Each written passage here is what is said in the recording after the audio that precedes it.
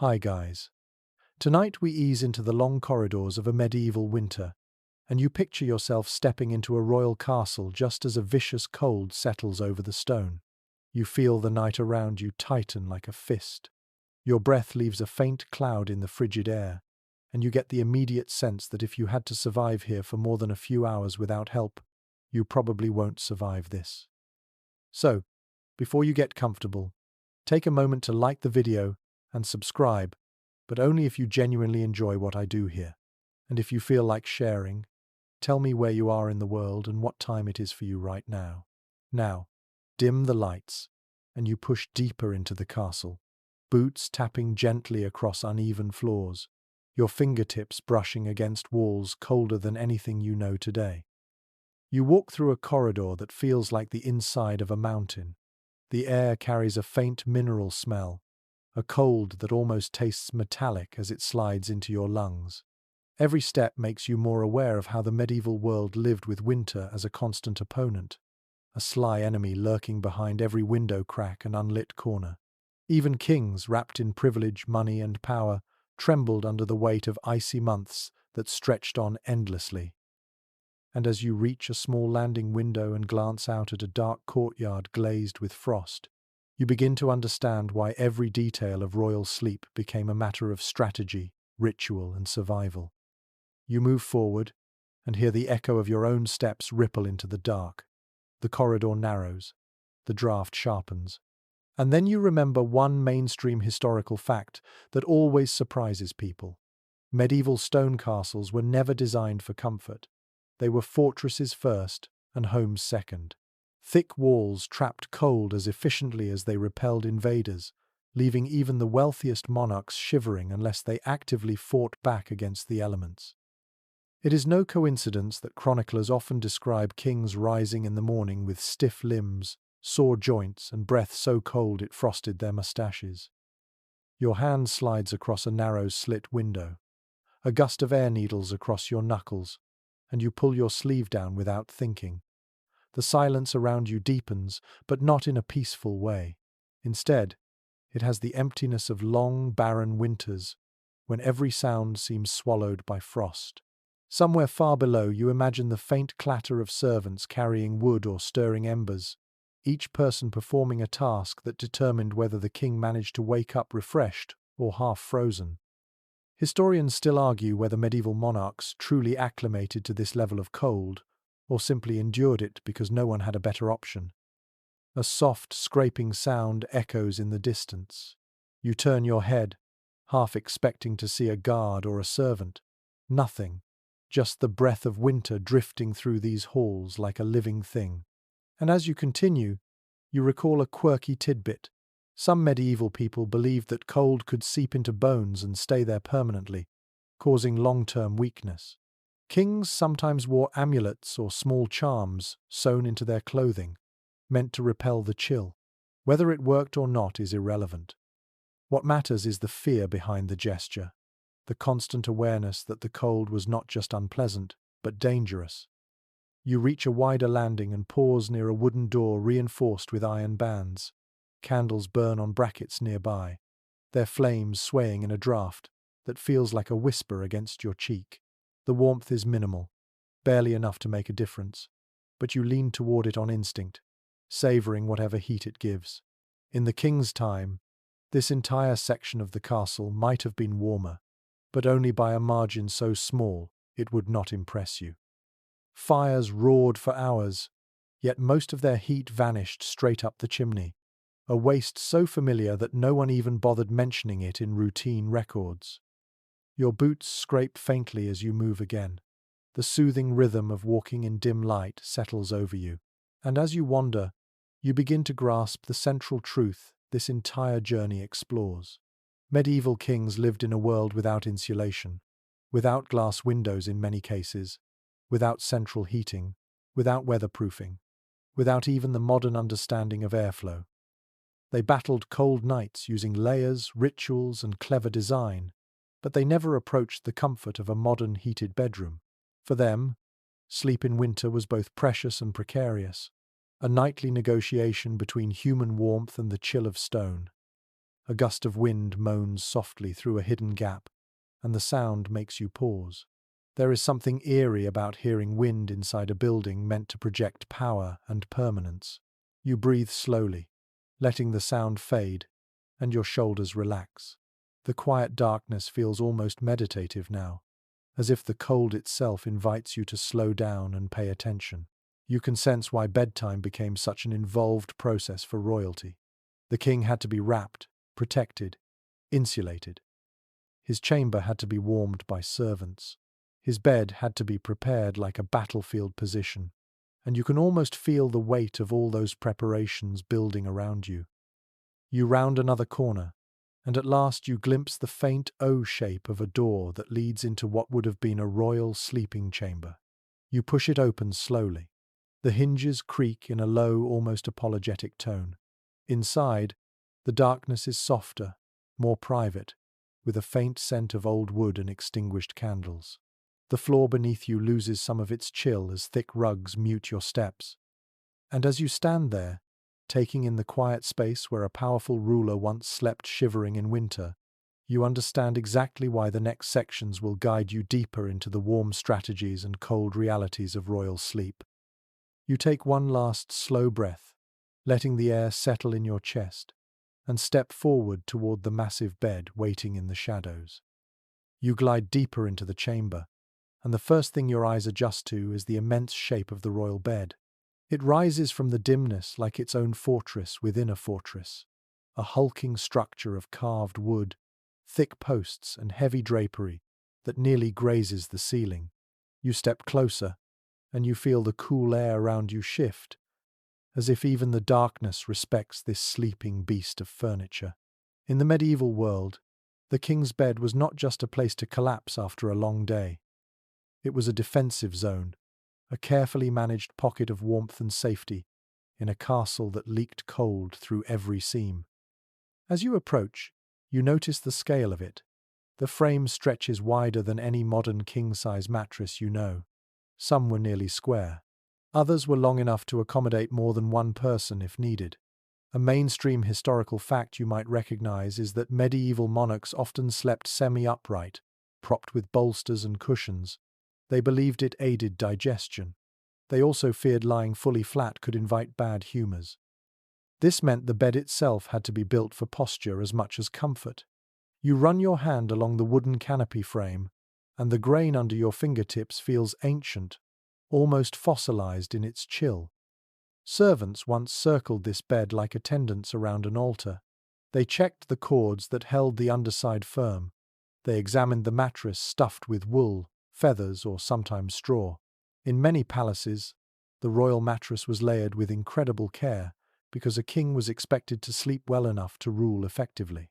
A monarch who shivered through the night might wake irritable or unwell, and that mattered in a world where decisions often hinged on the ruler's personal mood. Historians still argue whether these layers truly offered more comfort than the simpler bedding used by commoners. Some records suggest kings still complained about stiffness. Others celebrate the luxury. You can feel the debate whispering through the silence of this chamber. A quirky tidbit emerges in your mind as you lean close. Some kings added waxed cloth beneath the mattress. The reason was not entirely warmth, it was to block pests. The cloth also trapped some heat, but the main purpose was to discourage insects that crept in from the colder cracks of the castle. You imagine the rustle of those creatures and feel a subtle shiver crawl along the back of your neck. You circle the bed slowly, taking in how imposing it must have seemed to anyone invited into the royal chamber. This was not merely furniture, it was a statement.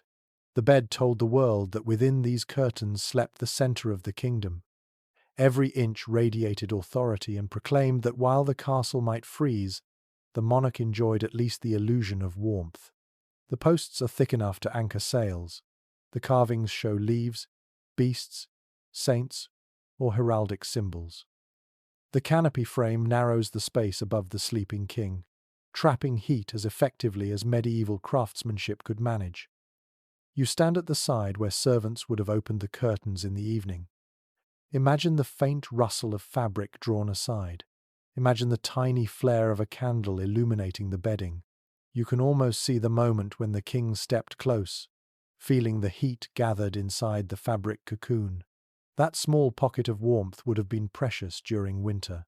Even a slight rise in temperature meant a better chance at a peaceful night. You place your palm flat on the thick outer blanket folded near the foot. In reality, it would have been warmer, often layered with wool or fur. This bed had to function as an island of heat. Castles might hold fires, but the hearth never heated the entire room. Warmth collected near the bed instead, not by magic, but by sheer accumulation of materials. You can imagine the king slipping beneath the covers, his breath fogging in front of him as he settled in, the cold nipping at him even as the heavy blankets pressed down. You lean forward, inspecting the bed ropes. These cords crisscross beneath the mattress. If they sagged, the king's rest suffered. Servants tightened them with a twisting device until they were firm. From this tradition came the old phrase, "sleep tight." You touch the frame again, feeling the rough wood warmed only slightly by the surrounding rugs. Everything about this space reminds you that medieval comfort depended on preparation. No one simply fell into bed. It was a process. You kneel briefly to examine the rugs beneath your boots. They help absorb heat rather than allowing cold to seep straight upward from the stone. This layering became essential in winter. You can almost feel the change underfoot. The stone beyond the rugs is colder, sharper, biting at your soles. Inside the bed area, the air feels slightly gentler, as if it knows this corner carries a royal purpose. You inhale and pick up a faint scent of old wool and faded herbs that might have been used centuries ago to freshen the bedding. A flicker of candlelight dances along the bed's inner curtains, and you imagine their weight. These were not thin, whimsical drapes. They were thick and often lined with fur or heavy cloth. When pulled fully shut, they created a small tent of warmth around the monarch, trapping the king's body heat and whatever warmth servants had managed to insert beforehand. You run your hand along the inner edge of one curtain. The fabric feels sturdy, meant for survival, not beauty. Your fingertips catch a slight roughness. You pause and realize this might have been where a servant once tied the curtain back.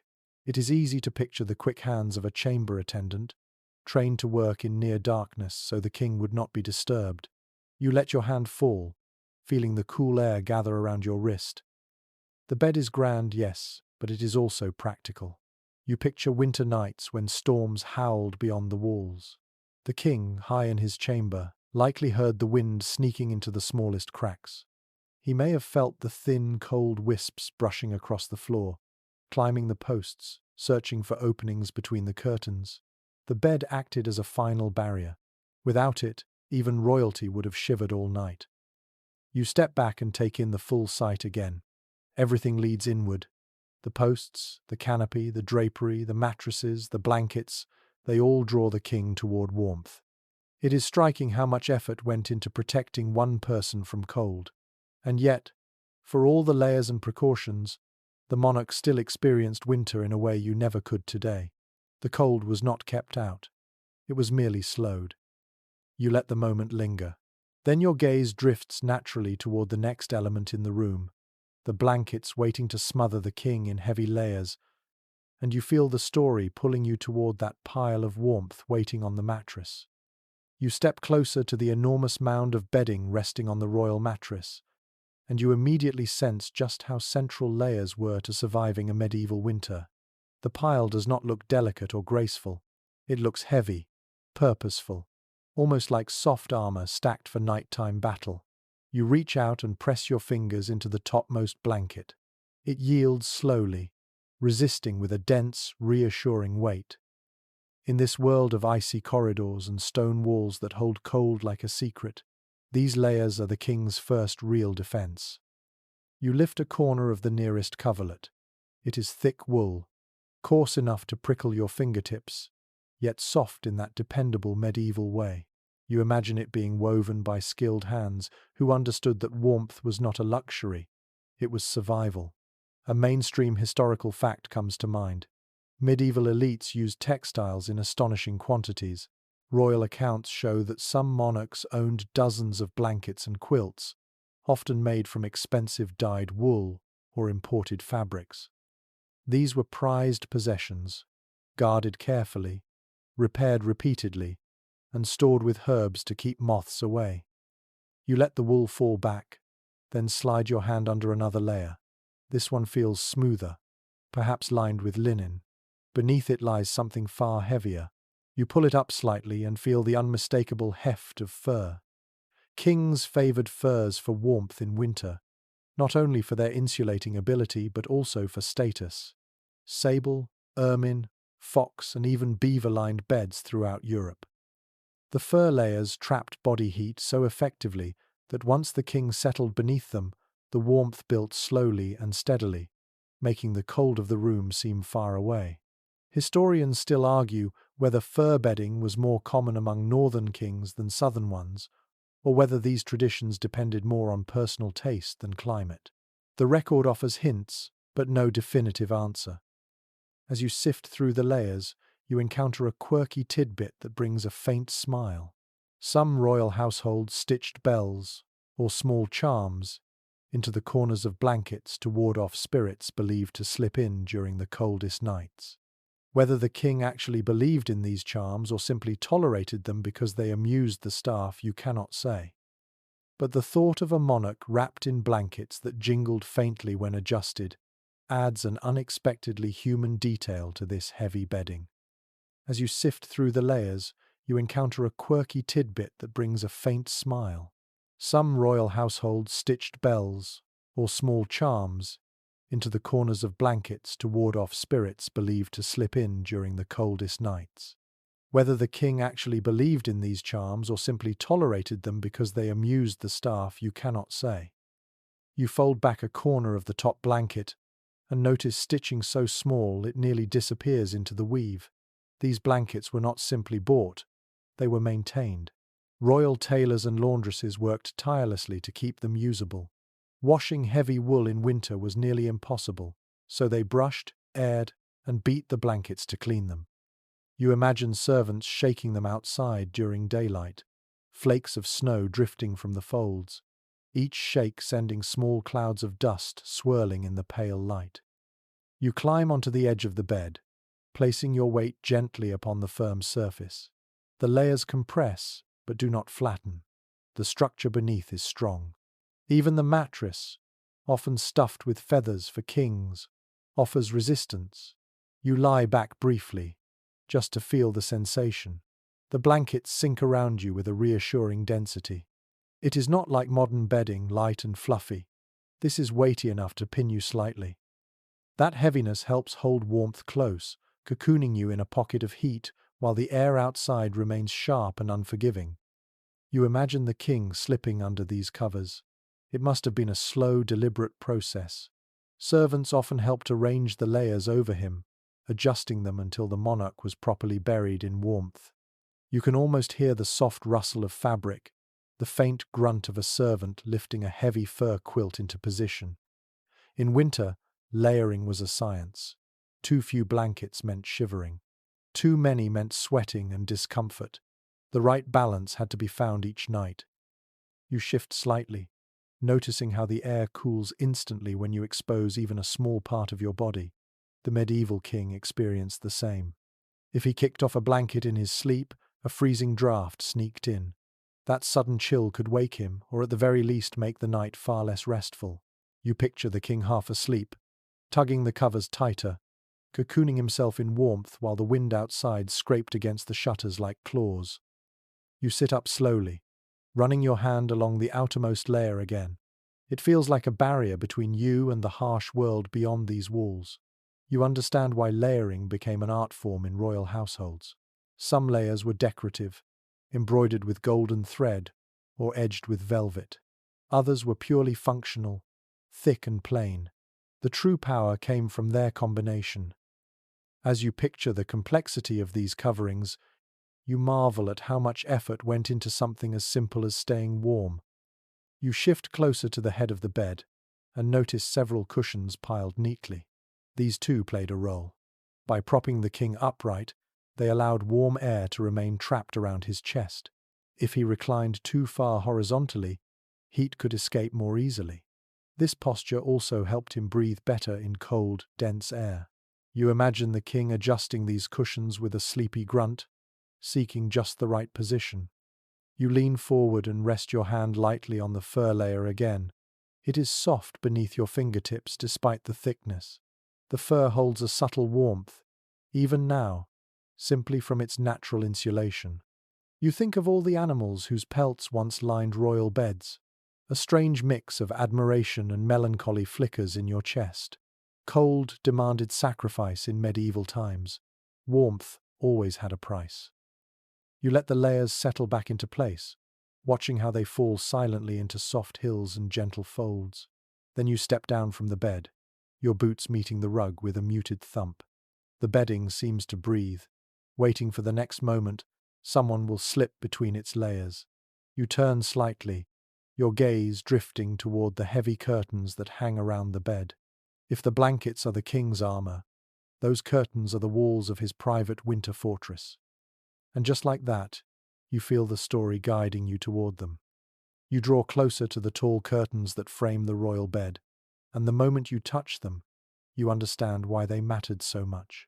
The fabric is thick, almost theatrical in weight, and when your fingertips press into it, you sense how easily it could trap the faintest hint of warmth. These curtains form a cocoon, an intimate sanctuary inside a room that never truly shakes off winter's grip. As you slide your hand along the inner edge, a soft hush settles over you, as if the air inside this canopy waits patiently to be awakened. You brush the curtain aside and step into the enclosed space. Instantly, the atmosphere changes. Even though the castle around you remains cold, this small compartment feels quieter, closer, more protected. You can understand why medieval monarchs relied on enclosed beds. Without them, the slightest draught could steal warmth from a sleeper. Here, though, the king lay shielded, surrounded by a private pocket of stillness that kept the worst of the winter at bay. A detail, often mentioned in surviving records, tells us that these bed curtains were lined with whatever the household could afford. In the wealthiest courts, that meant heavy damask, velvet or fur trim. In more practical setups, thick wool did the job just as well. The intention was always the same: seal in heat and silence.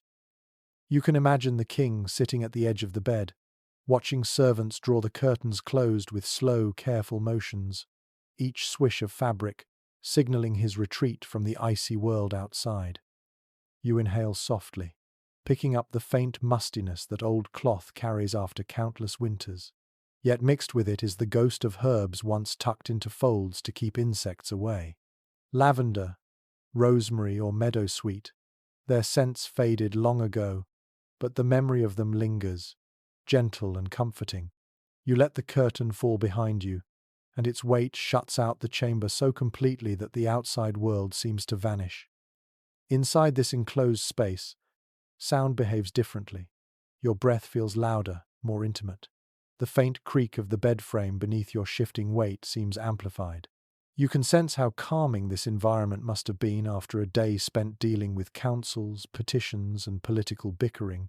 Here, the king could finally let his shoulders sag. And perhaps on nights when a storm rattled the shutters, these curtains softened the noise, turning harsh wind into a distant murmur that lulled him towards sleep. You run your hand along the inner line of stitches. One curious note that appears in old castle inventories is the mention of winter curtain sets and summer curtain sets. The winter versions were thicker, often doubled, while summer sets were lighter and more decorative. Even kings adjusted their bedding environments with the seasons, proving that comfort in a drafty stone residence required constant adaptation. You settle onto the mattress again, this time inside the curtain enclosure. The space feels smaller now, deliberately confined. When you pull the curtains partly shut, even the dim candlelight outside becomes muted, filtered through layers of fabric. You can see why the bed became a world unto itself, a chamber within a chamber, a fortress within a fortress. As you rest your hand on the bedding, you consider how different this experience would have felt centuries ago. The small warmth generated by the king's own body would accumulate inside the curtains over time. It might not have reached modern comfort levels, but in comparison to the biting air outside, it would have felt heavenly. Servants sometimes warmed the space beforehand by placing heated objects inside for a few minutes, letting the curtains hold in every scrap of warmth they could muster. You shift slightly, and the curtain brushes your arm, cool at first but slowly accepting your body heat. This enclosure does not pretend to warm the entire bed. Instead, it creates a simple principle you can feel even now: stop the cold from getting in. By eliminating drafts, controlling airflow, and holding pockets of heat, these curtains turn the bed into a survival tool. Some researchers highlight an amusing disagreement about how much privacy these enclosures actually offered. In some courts, the king might share his chamber with guards, servants, or companions. The curtains did shield him visually, but the soft glow of candlelight from inside the bed could betray motion, and the rustle of blankets was hardly silent. Still, compared to the open chill of the room, the enclosed bed must have felt like night and day. You reach up and touch the canopy above your head. It is wood, carved with patterns that seem to twist in the dim light. The canopy served two purposes. It held the curtains and slowed the upward escape of warm air. Even a small difference in ceiling height inside the enclosure mattered. The king slept under a wooden roof within his bedroom, a miniature shelter that kept his warmth swirling around him, rather than drifting away into the vast cold chamber. You can imagine the ritual of entering this cocoon. The king finishes his final conversation with attendants. They lower the curtains part way as he climbs into bed. Then, with gentle precision, they draw them shut, sealing him inside. Only the faintest strip of light escapes through the overlapping folds, glowing like a line of molten amber in a dark cave. Inside, he adjusts the blankets around his shoulders, listens briefly to the muted sounds of the castle settling into night, and eventually drifts into the soft breathing rhythm of sleep. You shift the curtains slightly, letting a sliver of cool air slip in. It slides across your cheek like a cold finger, reminding you how unforgiving the room outside remains. In that moment, the genius of this design becomes obvious.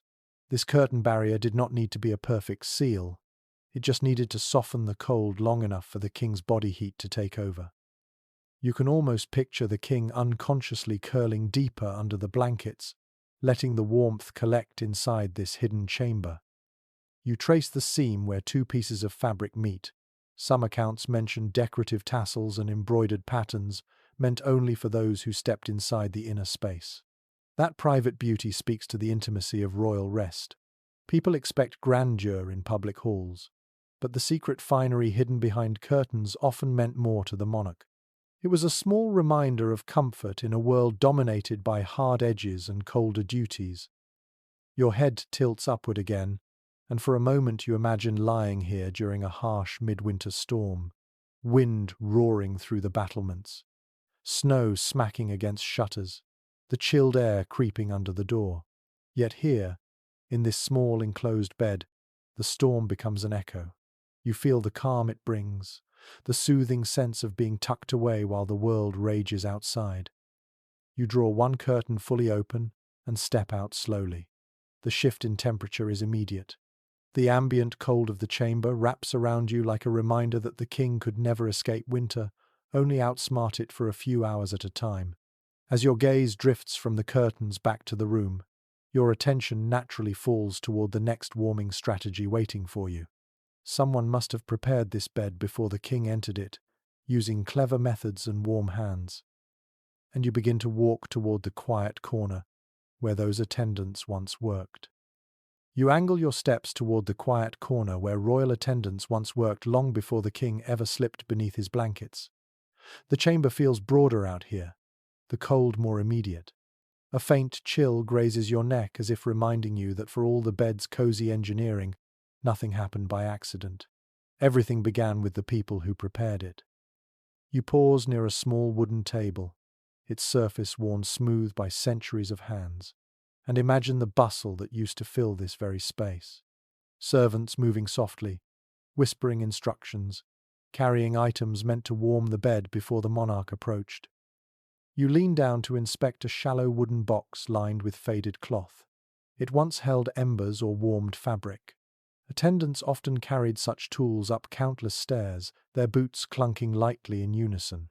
One recorded detail from palace accounts reveals that warming the king's bed could involve several steps. First, servants brought in heated stones or freshly ironed cloths.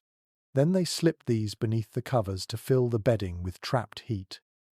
As you brush your fingers against the box's edge, you try to imagine how busy, how coordinated this process became on winter nights. Your imagination drifts toward those attendants, bundled in layers of rough wool, breathing in cold air that stung their throats. While the king enjoyed the final result, his comfort depended entirely on their skill. Many were trained specifically for chamber duties, knowing exactly how long a heated object should stay in the bedding before it became too cool to matter. Some of these attendants acted almost like human heaters themselves. They leaned over the bed, spreading their own warmth through brief contact, warming pillows beneath their sleeves, or standing inside the curtains for a few minutes to soften the chill within. You run your fingertips across the wooden surface again, feeling the grooves left behind by countless nights of preparation. It is strange to think that something as small as a servant's breath could influence the king's comfort. Yet old household manuals hint at this idea. Servants were expected to handle bedding gently, mindful of not letting too much cold air rush in. In a world without central heating, every warm body in the room mattered. You picture the attendants quietly exhaling warm breaths across linen folds as they fluffed them, not as a deliberate technique but as an accidental gift to the cold chamber. You stand, close your eyes, and try to hear the faint echoes of their movements. The soft swish of fabric being lifted, the scrape of a chair, the muted thump of a warmed stone placed carefully on the mattress. One offbeat detail preserved in a castle inventory suggests that some households kept specific staff known informally as bed warmers. Their tasks involved testing the bed's temperature with their own hands or cheeks, adjusting the layers until they judged it suitable for the monarch. It is an oddly intimate job, and you can imagine the pressure to get it right. A draft curls around your ankle, nudging you to move closer to the edge of the bed where attendants would have gathered. You press your palm onto the mattress again. The cold seeps up instantly, reminding you of why the preparation mattered. Without careful preheating, the king might have recoiled the moment he touched the bed. Cold bedding was not just uncomfortable. It could stiffen joints, worsen aches, and risk illness in a period when winter ailments posed real dangers. Several experts note ongoing debates about how much nighttime cold contributed to royal health problems, from rheumatism to lingering respiratory issues. You straighten up, picturing the scene moments before the king entered the chamber. A servant adjusts the last blanket corner, another smooths the pillow. A third stands ready with a candle, guiding the monarch toward the warmest possible bed. The attendants then retreat to the edges of the room or step outside entirely, leaving behind a gentle hush. Their warmth fades from the air, but their work lingers in the bedding, waiting for the king's arrival. You move toward the hearth at the opposite side of the chamber, stepping lightly across chilled stone. Before reaching it, you pause to reflect on the human presence that shaped the room each night. While the medieval world often imagines kings as solitary and powerful, the truth is that their comfort relied on ordinary people whose names rarely appear in chronicles. Their silent contributions guarded the king against the biting cold. Their careful timing ensured the bedding held warmth long enough for him to fall asleep.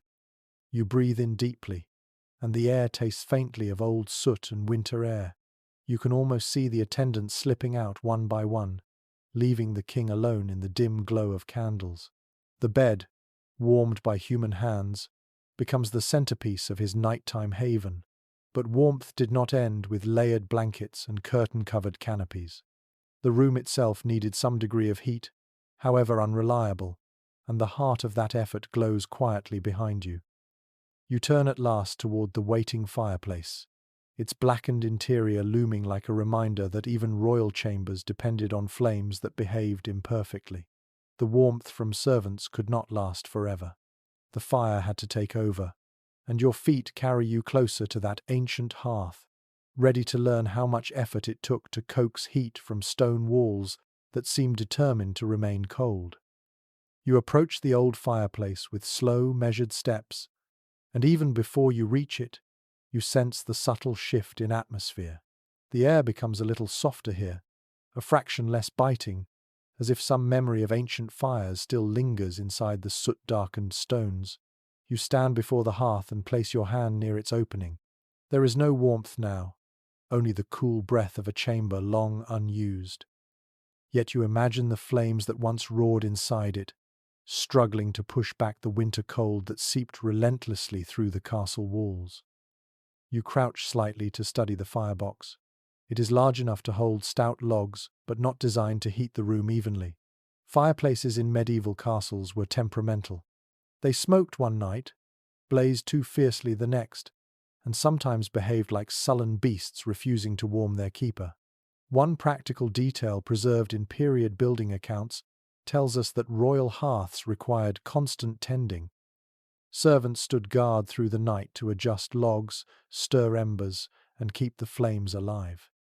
Without them, the temperature in the chamber dropped with startling speed. Your eyes trace the tall chimney stretching upward.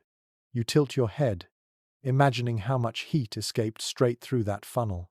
The medieval world lacked the efficiency of modern fireplaces. Much of the warmth soared into the night sky, leaving the king with only a fraction of the fire's output. This inefficiency is one reason the bed curtains mattered so deeply. The fireplace could glow brightly, yet the far corners of the room stayed cold enough to chill water left in a bowl overnight. You rise and extend your arm toward the stone mantel. Its surface is worn smooth, not by ornamentation but by generations of hands leaning in to warm themselves. You picture a servant adding a fresh log, sparks snapping against the iron grate. The glow would reach the king's face from across the chamber, but the heat might never fully arrive. Many modern historians point out that castle fireplaces produced more psychological comfort than physical warmth. The sight of fire signaled security, even if its temperature barely touched the room. You let your fingertips hover over the stones. The texture feels dry, rough, like an ancient reptile's hide. Between the darker patches, a hint of reddish-brown clay peeks through, suggesting repairs made long ago. Your thoughts wander to an unusual reference found in a household roll from a royal estate. It mentions a specific mixture of herbs burned on cold nights, not for heat but for scent. The smoky sweetness of juniper or sage helped mask the odors of damp wool and wet boots. Such small touches remind you that warmth in the medieval sense often included emotional comfort, not just temperature. You take a slow breath, trying to picture the room as it once looked with firelight dancing across the stone. Shadows would have swayed like silent dancers on the walls. The glow might have softened the carved wooden furniture, turning hard edges into warm silhouettes. Yet even then, drafts would creep along the floor like invisible cats, hunting any gap in the bedding or curtain where they could slip through. Your gaze settles on the iron tools leaning against the hearth. A poker, a thick pair of tongs, and a shovel for ash. They seem humble, but each held responsibility. The firekeeper had to watch the flames carefully. Too much fuel meant smoke choking the room. Too little meant the king woke shivering. Some specialists today talk about the long-standing disagreement surrounding medieval heating technology. Opinions vary on whether upper floors of great halls truly stayed warmer or simply accumulated smoke. The architecture differed from castle to castle, and no single rule applied. You straighten, letting your hand drift across the mantel's edge. You can almost hear the muted roar of a well-fed fire, the crackling rhythm settling into a steady hum. That sound alone could lull a tired king. Fire had a meditative quality in these cold rooms.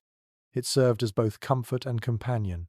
The flames felt alive, something to watch on sleepless nights when winter storms raged beyond the keep. You imagine the king standing here before retiring to bed. He warms his palms, rotates slowly, allows heat to seep into his bones. Servants behind him await instructions. A log shifts. Sparks leap upward, and the king steps back with instinctive caution. Fire was necessary, but never fully trusted. One odd reference from a later chronicle describes a royal chamber that nearly caught fire when a stray ember landed on a fur blanket. The incident became a whispered reminder. Warmth could turn dangerous if handled carelessly. You turn slightly to look back at the bed. Even with a roaring fire, that bed remained the true source of warmth during sleep. The fire served mainly to warm the air just enough to keep the king from entering the bed fully chilled. In some palaces, the fire might die down overnight, leaving only glowing embers by dawn. The room would cool rapidly, making morning routines brisk and unpleasant. Water froze inside pitchers. Clothing stiffened. Servants hurried with warm cloths to ease the king's waking discomfort. You step back from the fireplace, feeling the cold reclaim the space around you. The hearth no longer burns, but you still sense its importance. It was never perfect. It was never modern. Yet it symbolized light, heat, and protection in a world where winter could be merciless. Fire remained unpredictable, but it was the best tool they had, a reminder that warmth was a daily struggle. As you turn away, the dim chamber stretches before you once more, shadows heavy and still. Your eyes drift toward the areas beyond the bed and hearth, where the rules of warmth blended with the rules of hierarchy. Not everyone in this room enjoyed heat equally. Status shaped comfort, even on the coldest nights. And your steps naturally carry you toward that subtle, social edge of winter. You stand in the dim glow of the cooled hearth, feeling the chill slowly reclaim the floor beneath your feet. As your eyes adjust again to the stillness, you become aware of something subtle threading through the chamber. Warmth in a medieval castle was never just physical. It was social, it was political. It was a privilege dealt out according to rank. Even here, inside the king's private winter refuge, the air held invisible lines dividing who felt the cold and who did not. You walk slowly toward a long bench tucked against the far wall. Its wooden surface is stiff with cold. When you brush your fingertips across it, the temperature bites instantly into your skin. For lower-ranking attendants who stood or sat near the edges of the chamber, this was the climate they endured night after night. They were close enough to witness the glow of the king's fire, close enough to feel the heat in their imagination, yet still too far away for the warmth to ever reach them. One well-documented practice from royal households shows how access to heating was determined by hierarchy. Those of higher status slept closer to fires, enjoyed thicker bedding, or were assigned to rooms with fewer drafts. Meanwhile, lower servants rotated through winter shifts, their teeth occasionally chattering as they performed nighttime duties. You imagine their breath puffing out in faint clouds as they waited quietly, eyes fixed on the king's curtains, listening for any sign that he needed assistance. You move toward a narrow stool near the foot of the bed. Your palm rests on it lightly. This spot, close to the monarch yet still outside the curtain enclosure, was sometimes reserved for a favored guard or body servant who slept lightly and remained alert. He might be given a small fur cloak or a thin blanket, but rarely anything beyond the essentials. To be in this position was an honor, yet even honor did not warm the bones. These attendants braved the cold for the sake of loyalty, their comfort sacrificed for the king's safety. You turn your head slightly, imagining the way torchlight once flickered across their faces. Their noses reddened, their fingers wrapped around themselves for warmth, their boots pressed against cold stone. Sometimes, to steal a little relief, they edged closer to the hearth when they thought no one was watching. A few household documents note reprimands given to guards caught lingering too near the king's fire. Heat was precious. It was not to be taken freely. As you step across the chamber, you spot a patch of wall where a tapestry once hung. Only faint marks remain, but you sense its former presence. That fabric warmed the room in two ways. It blocked drafts for the king, and it displayed wealth. Tapestries woven with gold thread or depicting noble lineage signaled power, and power translated into warmth. In the medieval imagination, a cold room belonged to the lowly. Heat belonged to the noble. The king's chamber embodied that idea with bold clarity. In the corner, you notice a small wooden screen. This object, simple yet important, might have shielded lesser servants from the king's view. It also blocked some of the cold. You lift it slightly, feeling its weight. The design is plain, almost humble, yet its presence hints at the strict choreography of space. The king slept in warmth because others absorbed the cold. Comfort in this room was not evenly shared. It was distributed according to proximity to power. You pause, letting that realization settle into your senses. A curious reference appears in a courtier's letters from a northern kingdom. He described how stepping into the king's bedchamber felt like entering a different climate compared to the rest of the castle. Yet even inside this supposedly warmer space, only the immediate radius around the bed reached tolerable temperatures. The surrounding area remained so cold that ink froze in inkwells during harsh winters. You step closer to the window slit and place your hand near its edge. The air here is freezing, almost sharp. You draw your hand back instinctively. It surprises you how quickly cold becomes unbearable. But now imagine a low-ranking servant stationed here for hours, expected to remain silent and alert while the king dozed behind thick curtains. That was the reality of status in winter. The king's warmth came at the price of someone else's discomfort. Turning away from the window, you picture the subtle body language of the people in this chamber, the way they huddled discreetly to conserve heat, the way they held their fingers close to small candles for a moment of fleeting warmth, the way they shifted weight from one foot to the other to keep numbness at bay. They could not complain. They could not request thicker blankets or extra logs. The social order wrapped around them as tightly as the king's fur-lined covers wrapped around him.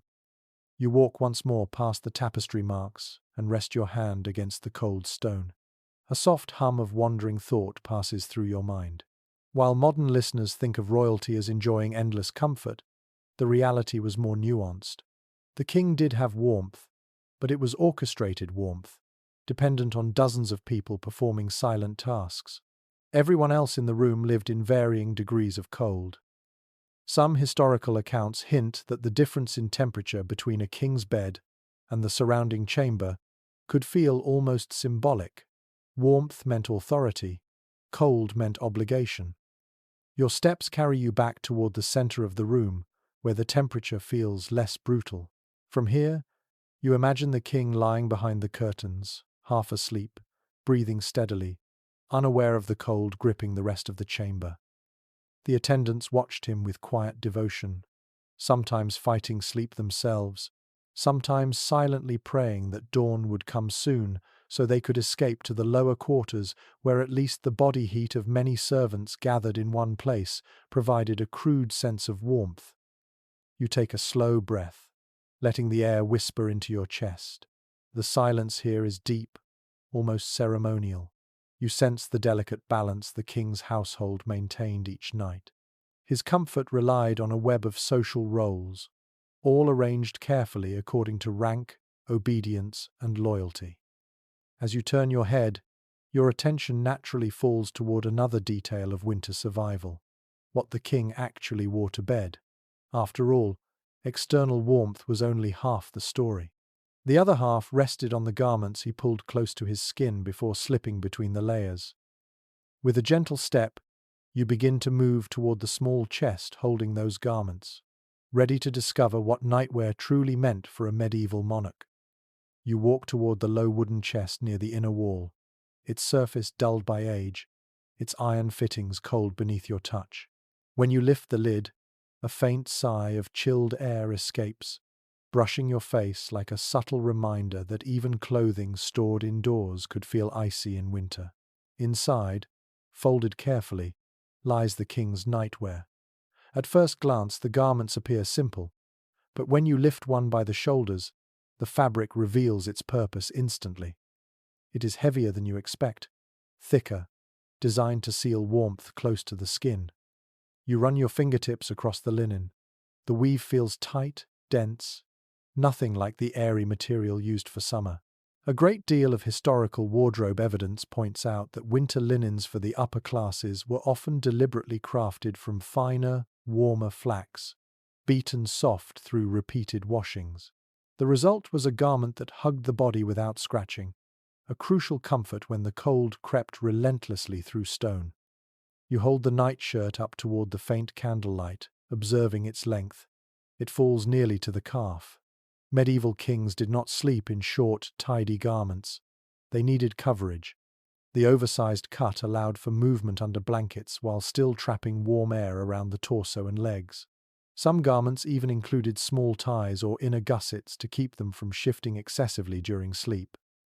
You imagine the king sliding into one of these long shirts, the cool touch of linen making him shudder at first, only to warm gradually as his body heat seeped into the fabric.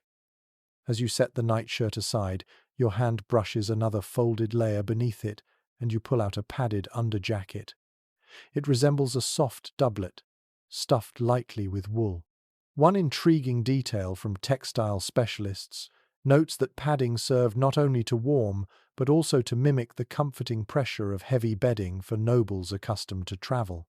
When a king found himself in a draftier residence, the padded layer offered a portable bit of reassurance. You hold it to your chest and feel its gentle weight. It is not thick enough to overheat, but substantial enough to guard the king's core warmth. Next, you uncover a pair of woolen hose. They would have reached up the leg and tied at the waist beneath the nightshirt. The wool is surprisingly soft, showing that only the highest quality fibers touched royal skin at night. You slide your hand inside one leg and feel how quickly the fabric warms with contact. Imagine the king, one foot slipping into the cold wool, suppressing a grunt of discomfort, and then gradually relaxing as heat gathers. These hose were essential. Without them, even the thick blankets and heavy bed curtains could not fully prevent the sharp sting of cold against bare legs. Beneath the hose lies a fur-lined nightcap. You lift it gently, its interior brushed with some long softened pelt. Warmth escapes through the head faster than through most of the body, so despite their regal pride, many kings wore caps to bed. Surviving illustrations of royal bedchambers often depict monarchs with soft caps tied loosely beneath the chin. It is a strangely endearing image, not majestic, not intimidating, just practical. A ruler tucking himself in like any other human trying to survive winter. You slip the cap over your hand and imagine the sensation it once offered, that immediate relief as the fur hugged the scalp, shielding the king from the cold drafts swirling overhead. You are struck by the tenderness of the idea. A head covering seems so small, yet it played a crucial role in preserving body heat. Small comforts often meant the difference between restful sleep and a miserable night. You return the cap to the chest and pick up a small cloth bundle tucked neatly into a corner. When you unfold it, you find soft, fingerless gloves. They appear humble, perhaps even odd by modern standards, yet they served an important purpose. The king sometimes read or signed documents in bed during winter evenings. These gloves kept his hands warm enough to hold a quill without trembling. The fingertips remained uncovered to allow precision. In a world where cold ink stiffened quickly and parchment cracked easily, steady hands mattered. An unexpected note found in the writings of a royal physician mentions that warm extremities were believed to protect a sleeper from harmful night vapors. Whether true or not, the belief shaped bedtime customs. You picture the king tugging these gloves on as the fire flickered low, his breath soft in the dim chamber, the fabric helping him cling to whatever warmth he could steal from the night. You settle onto the stool beside the chest, letting the garments drape across your lap. As you adjust the linen folds, you sense how thoughtfully these clothes were engineered for both comfort and dignity. Even in the privacy of his chamber, a king could not collapse into sleep without ritual. Nightwear expressed status just as daywear did. Rich dye on the edges, embroidered seams or imported fabric all hinted at wealth. You run your thumb along one carefully stitched hem and feel the intricacy of the work. Someone poured hours into a garment only a handful of people would ever see. You lift the padded jacket again and fold it slowly, imagining the nightly routine that once took place here. The king stood near the fire, attendants holding out each layer. First the linen, then the hose, then the padded garment, then the cap. The process resembled armor dressing in reverse, exchanging weight and rigidity for softness and heat. Yet the symbolic meaning remained. These clothes protected him through the long hours of vulnerability when he was no longer alert, no longer guarded by conscious thought. Warmth became its own kind of shield. As you place each item back inside the chest, the quiet of the room deepens. Your mind lingers on how much preparation these garments required. Laundresses mended tears and replaced worn patches. Tailors refitted pieces when kings gained or lost weight. Fabric had to be aired but not left too long in the cold. Everything demanded careful timing. These nightclothes were far from simple. They were part of an elaborate system, crafted to help a monarch sleep safely in unforgiving winters. You close the chest gently. The soft thud echoes through the chamber, reminding you that warmth was not just found in thick blankets or blazing hearths. It lived in small details too. The pressing of fabric against skin, the ease of movement beneath heavy coverings, the delicate warmth preserved inside a fur-lined cap. You straighten, allowing your gaze to shift toward the bed once more. You picture the king now fully dressed for sleep, layers wrapped around him, cap tied loosely, gloves ready if needed. He approaches the bed, his steps deliberate, the preparation complete. But his night was not yet fully secured. As warm as the garments were, they needed help from other tools. Objects heated with fire, devices slid between the sheets. Quiet methods, both clever and risky, used to keep the cold from stealing away those first fragile moments of rest. Your eyes drift naturally toward the side table where those warming tools once waited. You move toward the small bedside table, its surface covered in faint scorch marks that hint at countless winter nights.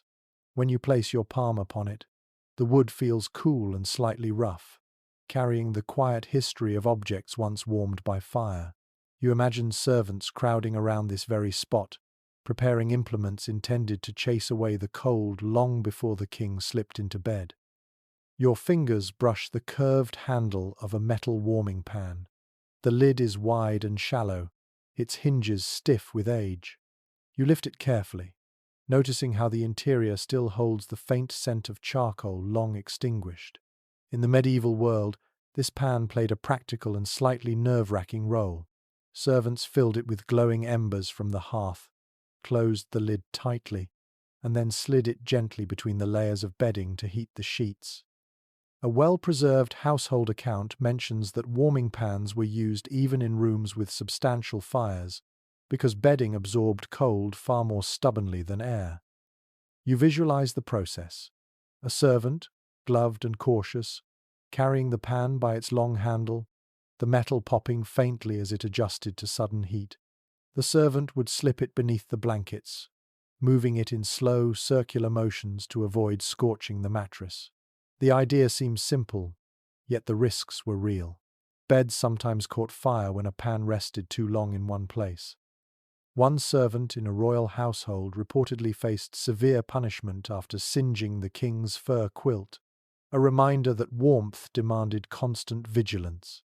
One servant in a royal household reportedly faced severe punishment after singeing the king's fur quilt, a reminder that warmth demanded constant vigilance. You visualize the process. A servant, gloved and cautious, carrying the pan by its long handle, the metal popping faintly as it adjusted to sudden heat. The servant would slip it beneath the blankets, moving it in slow, circular motions to avoid scorching the mattress. The idea seems simple, yet the risks were real. Beds sometimes caught fire when a pan rested too long in one place. You set the pan down gently and reach for another device. A small wooden frame holding a thick cloth sack. Inside, stones heated by the fire would radiate warmth for hours. The cloth feels rough under your fingertips, and you imagine how it once trapped the warmth, releasing it steadily through long winter nights.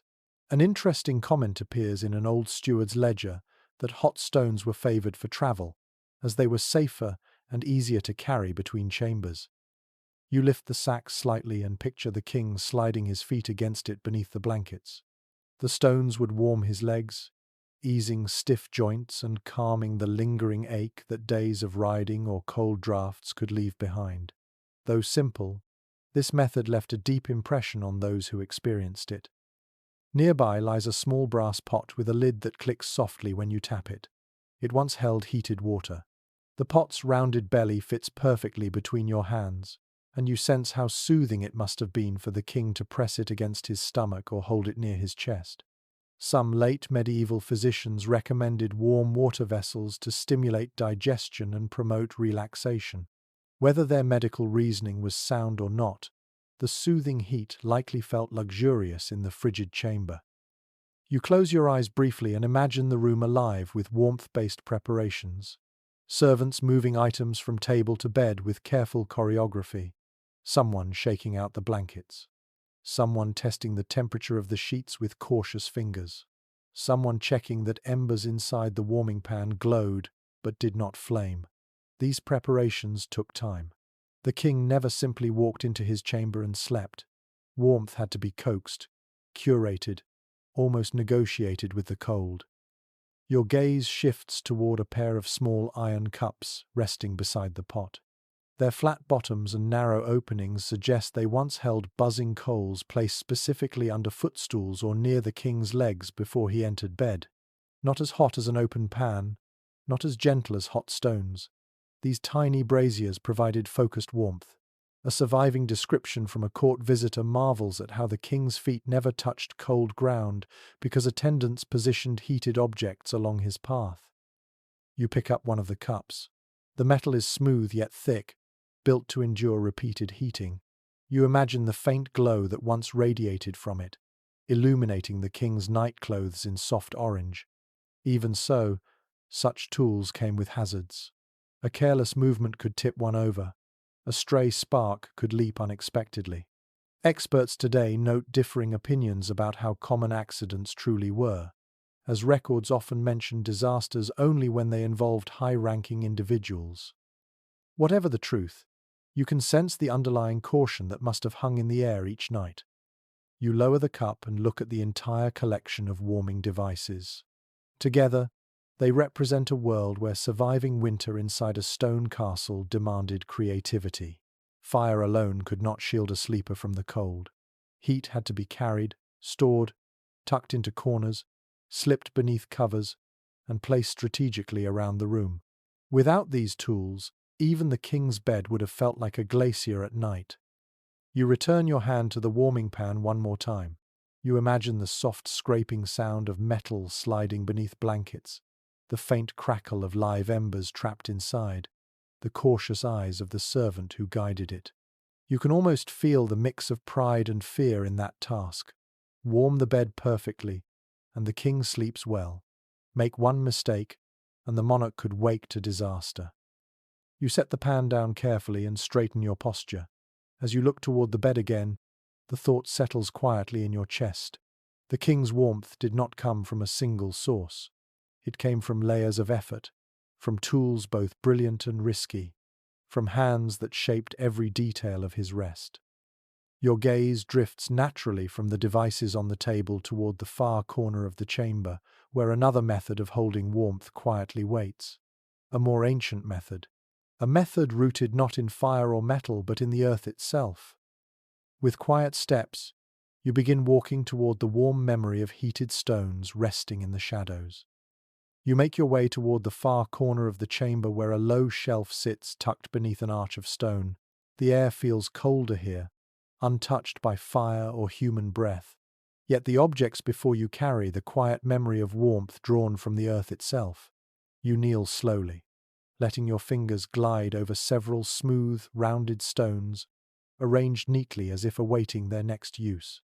They are ordinary in appearance, but your fingertips sense faint stories in their cool surfaces. You pick up one stone. It is heavy enough to rest solidly in your palm, its edges softened by time and repeated heating. Long before metal warming pans became widespread, heated stones were one of the most reliable tools available. Household records from various castles mention that stones were placed near the hearth until they glowed with inner warmth, then wrapped in cloth and set beneath the covers to create a lasting pocket of heat. As you cradle the stone in your hand, you feel its chill giving way slightly beneath your touch, hinting at how quickly these stones once radiated comfort after absorbing fire's energy. You turn the stone gently. It fits the shape of your hand in a satisfying way. This simplicity is what made them beloved. Stones were abundant. They held heat for a long time. They posed fewer risks than ember-filled pans, and they could be moved quietly, allowing attendants to adjust the king's bedding with almost no noise. One curious observation found in a castle steward's notes describes how certain stones were favored over others for their ability to retain heat. Some households even gave them nicknames, treating them almost like trusted companions during winter. You place the stone back on the shelf and lift another, slightly larger. Its surface is smoother, as if polished by years of cloth wrappings. When you hold it close, your mind drifts to the moment it would have been pulled from the fire. Glowing faintly, releasing wisps of steam from moisture trapped inside, making that soft crackling sound that signals heat spreading through its core. A servant would have handled it with thick gloves, transferring it quickly to a wool cloth or fur pouch, then hurrying to the bed so the warmth would not fade before reaching the monarch. You imagine the king lying beneath his heavy blankets, as servants slipped warmed stones near his feet, along his sides, or even under the mattress. This slow release of heat must have felt profoundly soothing. Instead of sharp warmth or unpredictable sparks, stones provided a stable, gentle radiance that encouraged deep rest. Several researchers writing about medieval household management mention ongoing discussions about how long stones could maintain their warmth. Estimates vary wildly depending on the type of rock and how it was used, which only adds to the quiet mystery of this ancient technique. You reach for a cloth lying beside the stones. It is frayed at the corners now, but once it would have been thick, perhaps lined with wool. You fold it once, twice, feeling how it would have insulated the stone just enough to prevent burns while still allowing warmth to radiate outward. Imagine the king shifting slightly in his sleep, brushing his leg against the wrapped stone, feeling that comforting glow seep into his muscles. The warmth would fade slowly through the night, but its presence made those first hours of rest far more bearable. You return the cloth to its place and study the variety of stones. Some are small, perfect for placing near hands or feet. Others are broad, ideal for tucking near the hips or lower back. A few have pale scorch marks where the fire once kissed them too closely. Each carries a fragment of winter's story. You can almost sense the hands that selected them from riverbeds or village fields, plain objects raised to royal purpose through sheer practicality. You lift a notably flat stone and press it gently against your palm. In the cold room, even its lingering chill feels grounding. You picture the king on particularly harsh nights asking for multiple stones. Attendants would rush to reheat those that had cooled. For a monarch battling the stiffness of age or the aches of warfare, warm stones offered relief modern heating rarely replicates. The pressure and weight added a kind of physical reassurance that soothed restlessness. A soft gust of wind leaks through a tiny crack in the wall, brushing past your cheek. The contrast between the cold air and your imagined warmth makes you more aware of how desperately these stones were needed. Without them, the bed would have remained an icy cradle, impossible to settle into. Fire alone could never heat the mattress. Layers alone could not conquer the chill. Stones bridged that gap, giving the bed a heartbeat of warmth drawn directly from the hearth. You place the stone on the shelf again and notice a small wooden bowl beside it. Inside are fragments of herbs, lavender, thyme, a hint of chamomile. Though now dry and colourless, they once scented the cloths that held the stones, creating soft aromas that mingled with warmth. One surviving household recipe even recommends rubbing a heated stone with herbs to release fragrance as it cooled. Whether for comfort, superstition, or simple pleasure, this practice added a tender human touch to winter nights. As you stand, you let your eyes travel slowly across the shelf one last time. The stones rest quietly, yet they carry a kind of humble dignity. They served not by brilliance or complexity, but by endurance. They were steady companions in the long winter struggle, relied upon by rich and poor alike. You straighten your posture, feeling the faint ache that comes from kneeling on cold stone.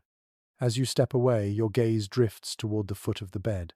The king did not rely only on the warmth of stones or blankets.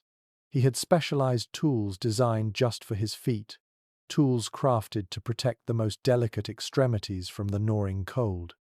You walk softly in that direction, ready to explore the clever ways medieval royalty defended their feet from winter's bite. You follow the faint chill settling around your ankles as you approach the foot of the royal bed.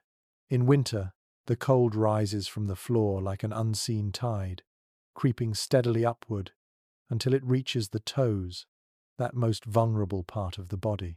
The king may have been wrapped in thick blankets and warmed by stones, yet if his feet froze, comfort evaporated instantly. Medieval people understood this deeply. So they invented small, clever ways to defend the extremities from the cold that seeped relentlessly through stone floors. You crouch near a low chest positioned at the bed's foot. When you open it, the hinges creak softly, their sound sharp against the quiet chamber. Inside lies a collection of objects that tell a story of inventive winter survival. The first item you lift is a pair of small wooden foot warmers. Each looks like a simple box with slatted openings on top. You turn one in your hands, feeling its lightness. Attendants once filled these warmers with glowing coals, then placed them beneath the bedcovers near the king's feet. As long as the embers stayed contained and the lid remained shut, the device offered a gentle, lasting heat without the danger of open flame. You set the warmer aside and trace the outline of soot that still clings to the slats. An old royal inventory mentions that these warmers were checked frequently through the night. Embers cooled, and servants slipped in silently to refresh them. A small ritual repeated over and over until morning. Without this vigilance, even the warmest bedding could not shield the king from the icy draught that crept under the bed frame. Next, you lift a pair of fur-lined foot boots. They are soft, flexible, and shaped almost like modern slippers, though taller and thicker. Their inner lining still carries a faint sense of gentle fluff when you slide your fingers inside. These boots were essential for traveling kings who slept in unfamiliar chambers where drafts came from unpredictable directions. One preserved piece of correspondence between royal attendants describes how the king insisted on wearing these boots even in bed during midwinter stays in mountainous regions. The idea seems humorous at first, but when you feel the interior warmth of the boots against your fingers, you understand the logic instantly. You place the boots beside the warmer and reach again into the chest. This time, you lift a pair of knitted socks. They are made of dense wool, the kind that traps heat even when damp. A note from a medieval wardrobe roll explains that royal socks were often doubled during winter, meaning the king wore 2 layers at once. You imagine him sitting at the bedside, pulling them on with a tired sigh, the first layer prickling slightly before it softened, the second adding weight and protection. With each layer, the cold receded a little more. You hold one sock near your cheek for a moment, feeling its coolness slowly respond to your skin.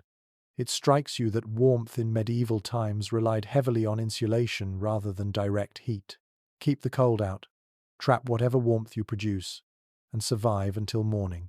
These socks embodied that philosophy. They may not have seemed luxurious, yet they were crafted with royal precision. Thicker knitting near the toes, reinforced heels. Ribbing that held snugly without cutting off circulation. As you place the socks down, your hand brushes a small leather pouch containing herb mixtures. When you open it, the faint scent of crushed juniper and marjoram escapes, surprisingly persistent after centuries. These herbs were sometimes tucked into foot warmers or rubbed on the inside of boots. A reference found in an old herbal manuscript suggests that warm scents were believed to improve circulation. Whether or not that idea held scientific merit, the combination of heat and fragrance surely comforted the king as he settled into bed, his feet wrapped in layers of fabric, fur, and heated tools. You sit for a moment on the edge of the bed and imagine the nightly choreography. A servant positions the foot warmer beneath the blankets. Another helps the king slip into his fur boots or thick socks. A third tugs the blankets downward, sealing in heat around the legs. All this care for something as small as feet tells you how real the cold was in these chambers. The chill did not simply inconvenience, it tormented. And if a king's feet grew numb in the night, he might lose sleep or wake with stiffness that affected his duties the next day. You lean forward and slip your own hand beneath the covers, picturing the warmth that once gathered at this very spot. The air beneath the blankets feels slightly insulated, even now. Imagine it filled with gentle heat from coals below, the comforting pressure of blankets above, and the soft embrace of wool around the toes. In that pocket of warmth, the king found a small refuge from winter's grip. You stand again and regard the items spread across the chest. Foot warmers, fur boots, heavy socks, herbs. They create a quiet picture of medieval innovation. Not grand inventions, not extravagant luxuries, just practical solutions, shaped by centuries of cold nights in stone-built halls. Your gaze shifts toward the side of the room where the torchlight flickers faintly against the walls. It reminds you that warmth did not come alone. It arrived partnered with scent, smoke, and lingering after-effects of burning fuel, each influencing the atmosphere of the king's chamber in ways both pleasant and suffocating. You take a soft step in that direction, ready to explore the strange mixture of smells, smoke, and winter air that enveloped a medieval king when he tried to sleep. You move toward the darker side of the chamber, where the smell of old soot lingers faintly in the air, blending with the earthy scent of stone. As you take a slow breath, you notice how the atmosphere shifts. Medieval warmth always came with a companion: smoke. Even in a royal bedchamber, the air was never perfectly clean. It carried traces of burning wood, scattered herbs, damp wool, and the faint human presence of servants slipping in and out through the night. You pause near the fireplace again. Its interior is blackened, cracked in places from centuries of heat, and as you stand before it, the ghost of old smoke rises in your imagination. Castle fires rarely burned without incident. They hissed, they spat, and they filled the room with a hazy film that clung to clothing and hair. Many chronicles mention how even well-designed chimneys could draw poorly on windy nights, causing smoke to billow straight into the chamber. You can imagine the king coughing softly, waving a hand to clear the air while attendants scrambled to adjust dampers or reposition the logs. You take a soft step in that direction, ready to explore the strange mixture of smells, smoke, and winter air that enveloped a medieval king when he tried to sleep. As you place the socks down, your hand brushes a small leather pouch containing herb mixtures. When you open it, the faint scent of crushed juniper and marjoram escapes, surprisingly persistent after centuries. These herbs were sometimes tucked into foot warmers or rubbed on the inside of boots. A reference found in an old herbal manuscript suggests that warm scents were believed to improve circulation. You step closer to the center of the chamber, where a faint draft brushes your neck. It carries the clean bite of winter air mixed with a hint of damp stone, reminding you that even with a roaring fire, the cold always found its way inside. This ever-present mixture of fresh cold and smoky warmth made the air complex, layered. A modern visitor might cough or wrinkle their nose, yet to those who lived here this was simply the smell of survival. As you walk toward the bed again, a subtle sweetness catches your attention. You follow it to a small ceramic bowl sitting on a side table. Inside lie the dried remains of herbs once used to freshen the air. Lavender, rose petals, mint, maybe a pinch of rosemary. Household accounts from high-status residences frequently mention such mixtures, not only for fragrance but also for the belief that certain scents protected sleepers from illness. You crumble a fragment between your fingers. It releases a ghost of its former aroma, soft and soothing, the kind of scent that might calm a restless mind on a bitter night. You lift the bowl slightly and imagine a servant sprinkling herbs around the bed before drawing the curtains closed. The fragrance would have risen slowly, warmed by the king's body heat, blending with the lingering smoke from the hearth. Together they created a unique atmosphere, part comfort, part caution. Medieval physicians often warned that too much smoke weakened the body, yet they recommended burning specific herbs to cleanse the air. Competing beliefs shaped nightly routines, creating a curious balance between pleasure and practicality. A quiet memory recorded in the notebook of a traveling courtier recounts how, on especially cold nights, the room filled with a thick mixture of pine smoke and damp wool. According to his words, it made the room feel alive and breathing, as though the walls themselves exhaled warmth. You imagine the scent hugging the king, clinging to his hair and clothes. Even after morning arrived, the smell would linger on his garments as he walked through the hallways. You turn toward the window slit where a faint pulse of icy air seeps through. The cold outside mixes with the warm interior, creating a swirling current that stirs the sense of the room. Close your eyes for a moment. You can almost hear the crack of burning firewood, feel the sting of smoke in your nose, and sense the warmth hovering just out of reach. A thin thread of winter wind snakes around you, pulling the scents of the chamber into motion. Leather, fur, charcoal, fragrant herbs, and the muted musk of bundled textiles. This was the sensory experience of medieval sleep, nothing sterile, nothing neutral. A tapestry of smells that reflected daily life, some comforting, some unpleasant, all inescapable. You walk slowly back toward the bed, letting your fingers skim the familiar fabric. You picture the king breathing deeply within his curtain-enclosed nest, inhaling the mingled odors of warmth and winter. These smells told him he was protected. They also reminded him of the cold lurking beyond the curtains. Your gaze shifts now to the other presence that often filled these chambers at night: people. The king did not always sleep alone. Whether for security, warmth, or companionship, others sometimes shared the space, and their presence added another layer to the nights. You draw a breath and begin to step toward the area where guards or companions once kept quiet, watch, ready to explore the human company that shaped the king's winter sleep. You drift toward the shadowed end of the chamber, where a long bench sits close to the wall, its surface worn smooth by bodies that spent many nights lingering here. As you approach, you feel the subtle shift of the room's energy, the echo of human presence lingering like a soft imprint in the air. A king, no matter how powerful, did not always sleep alone. In winter especially, warmth and security wove themselves together, and the quiet company of others often shaped the night far more than solitude ever could. You rest your hand on the bench. The cold sinks into your palm instantly. Imagine a guard sitting here hours at a time, his back straight, eyes alert, breath rising in pale clouds when the fire burned low. Some chronicles describe kings whose most trusted guards slept inside their chambers, positioned just far enough from the bed to offer protection, yet close enough to hear any disturbance. Their presence was both a shield and a sacrifice. These men braved the worst of the cold while ensuring that the king slept without fear.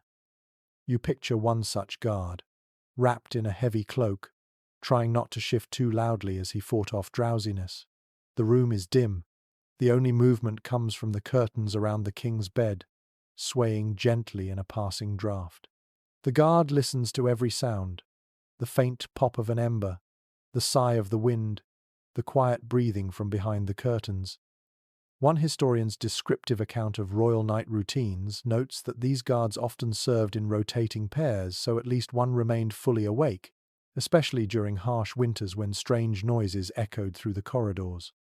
You step away from the bench and approach a small pallet of folded cloth on the floor. It is thin and unpadded, little more than layered blankets.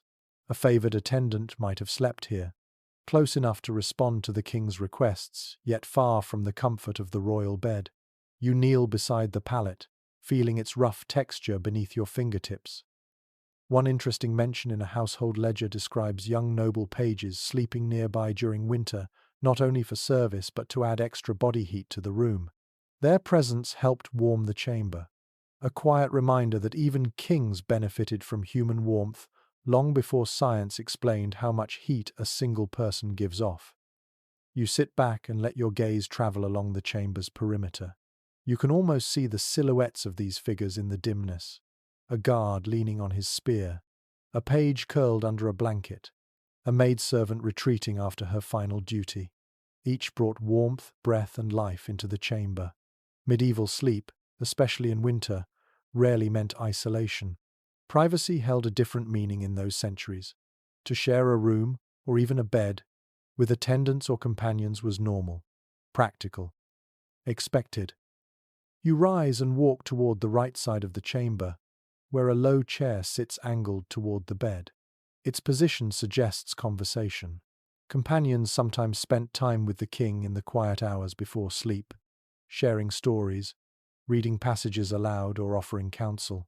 A surviving letter written by a courtier speaks of winter evenings when the king invited a trusted friend to sit beside him while the fire glowed low.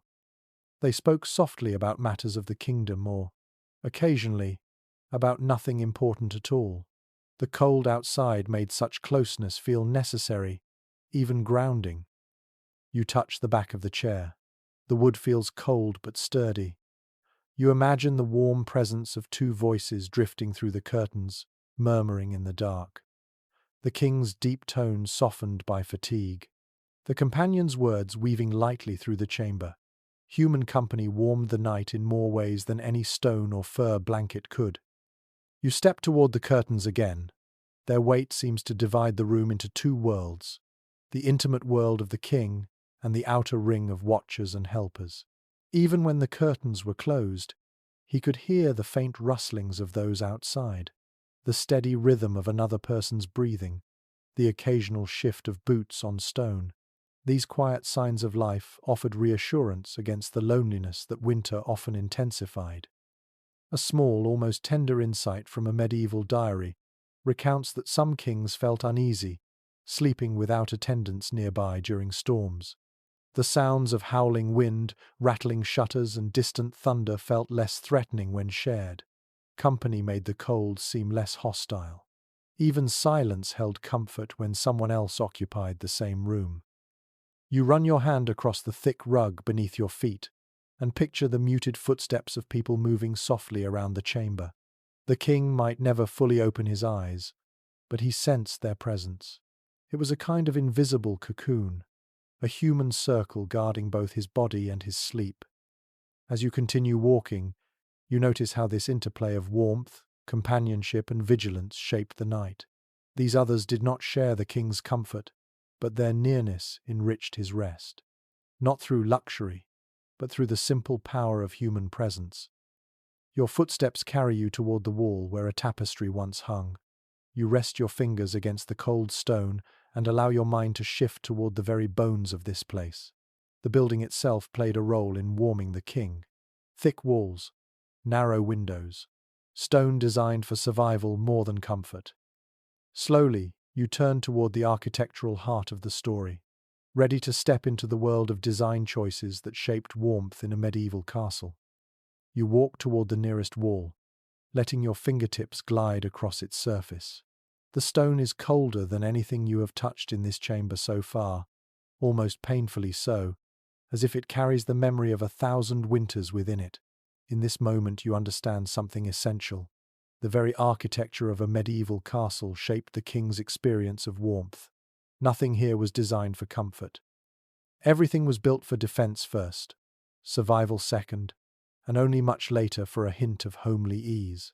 Yet these same features that guarded against invaders also determined how heat behaved in the king's chamber. You step back and study the wall from a slight distance. It is thick, far thicker than any modern house wall. This mass provided excellent protection against attacks, but it also absorbed cold like a sponge. One commonly noted architectural detail from the period is that castle walls could be up to 10 feet thick in major fortifications. Imagine the sheer volume of icy stone pressing inward on every room. Even the king's chamber, elevated high above the draftiest floors, fought a constant battle against this silent weight of cold. As you continue walking, your boots echo softly.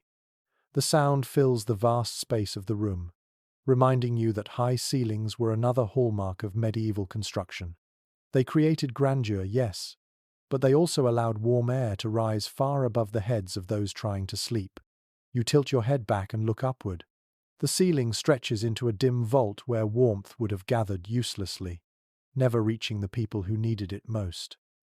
Specialists in medieval architecture often remark that the king enjoyed the warmest spot in the room only if he stood near the fire or nestled inside his heavily curtained bed.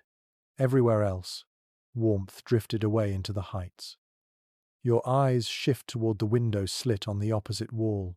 Narrow, tall, and deeply recessed, it was designed for defense. The thick embrasure allowed archers a protected position to shoot from, while the tiny opening minimized vulnerability. Yet this same design funneled cold air inside, like the mouth of a winter cave. You place your hand on the stone frame. The air leaking through feels thin but sharp. Even with shutters or oiled cloth stretched across the opening, drafts sneaked in. A fragment from an old building account mentions repairs ordered each winter to block cracks around the king's windows, but nothing could stop the cold completely. The architecture permitted survival, not comfort. You kneel to inspect the floor. Stone again, hard, unyielding, and frigid enough to steal heat from any bare foot.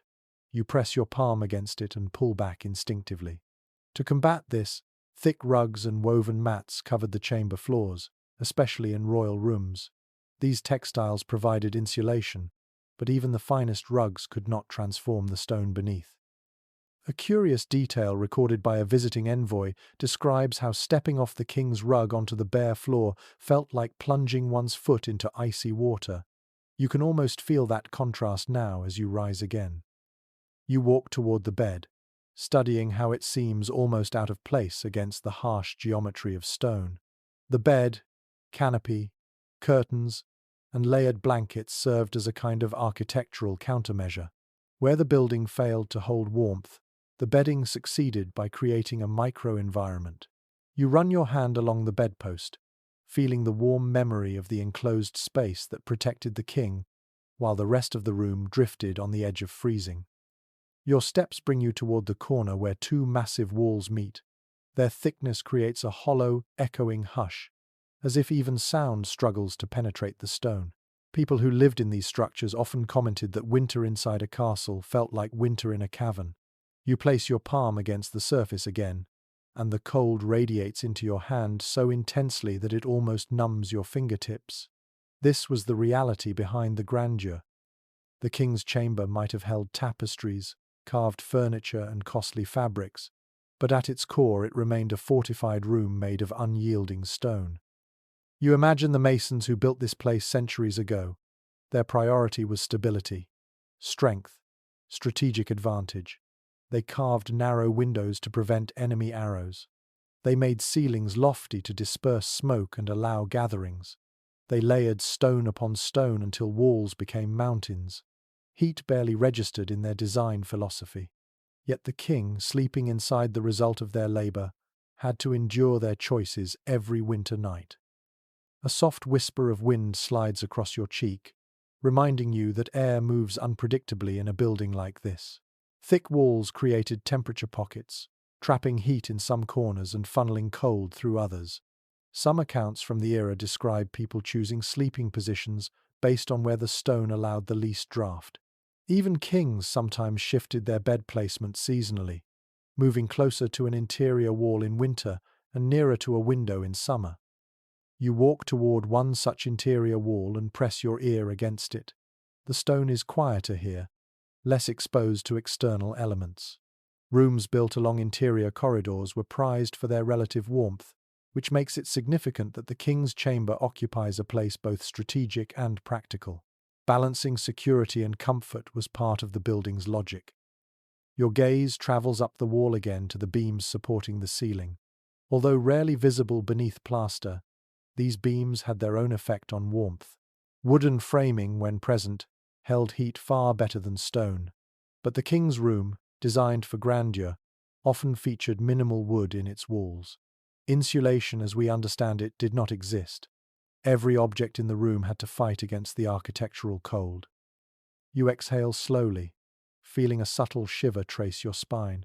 The air around you carries the same chill the king once experienced. Despite fires, curtains, furs, and warming tools, the room never achieved true warmth. Instead, the king dwelled in an equilibrium between cold walls and warm pockets of human ingenuity. You take another slow step back, letting the scale of the chamber settle around you. Architecture created the problem. Human creativity produced the solutions. Yet one more battle waited just outside your awareness.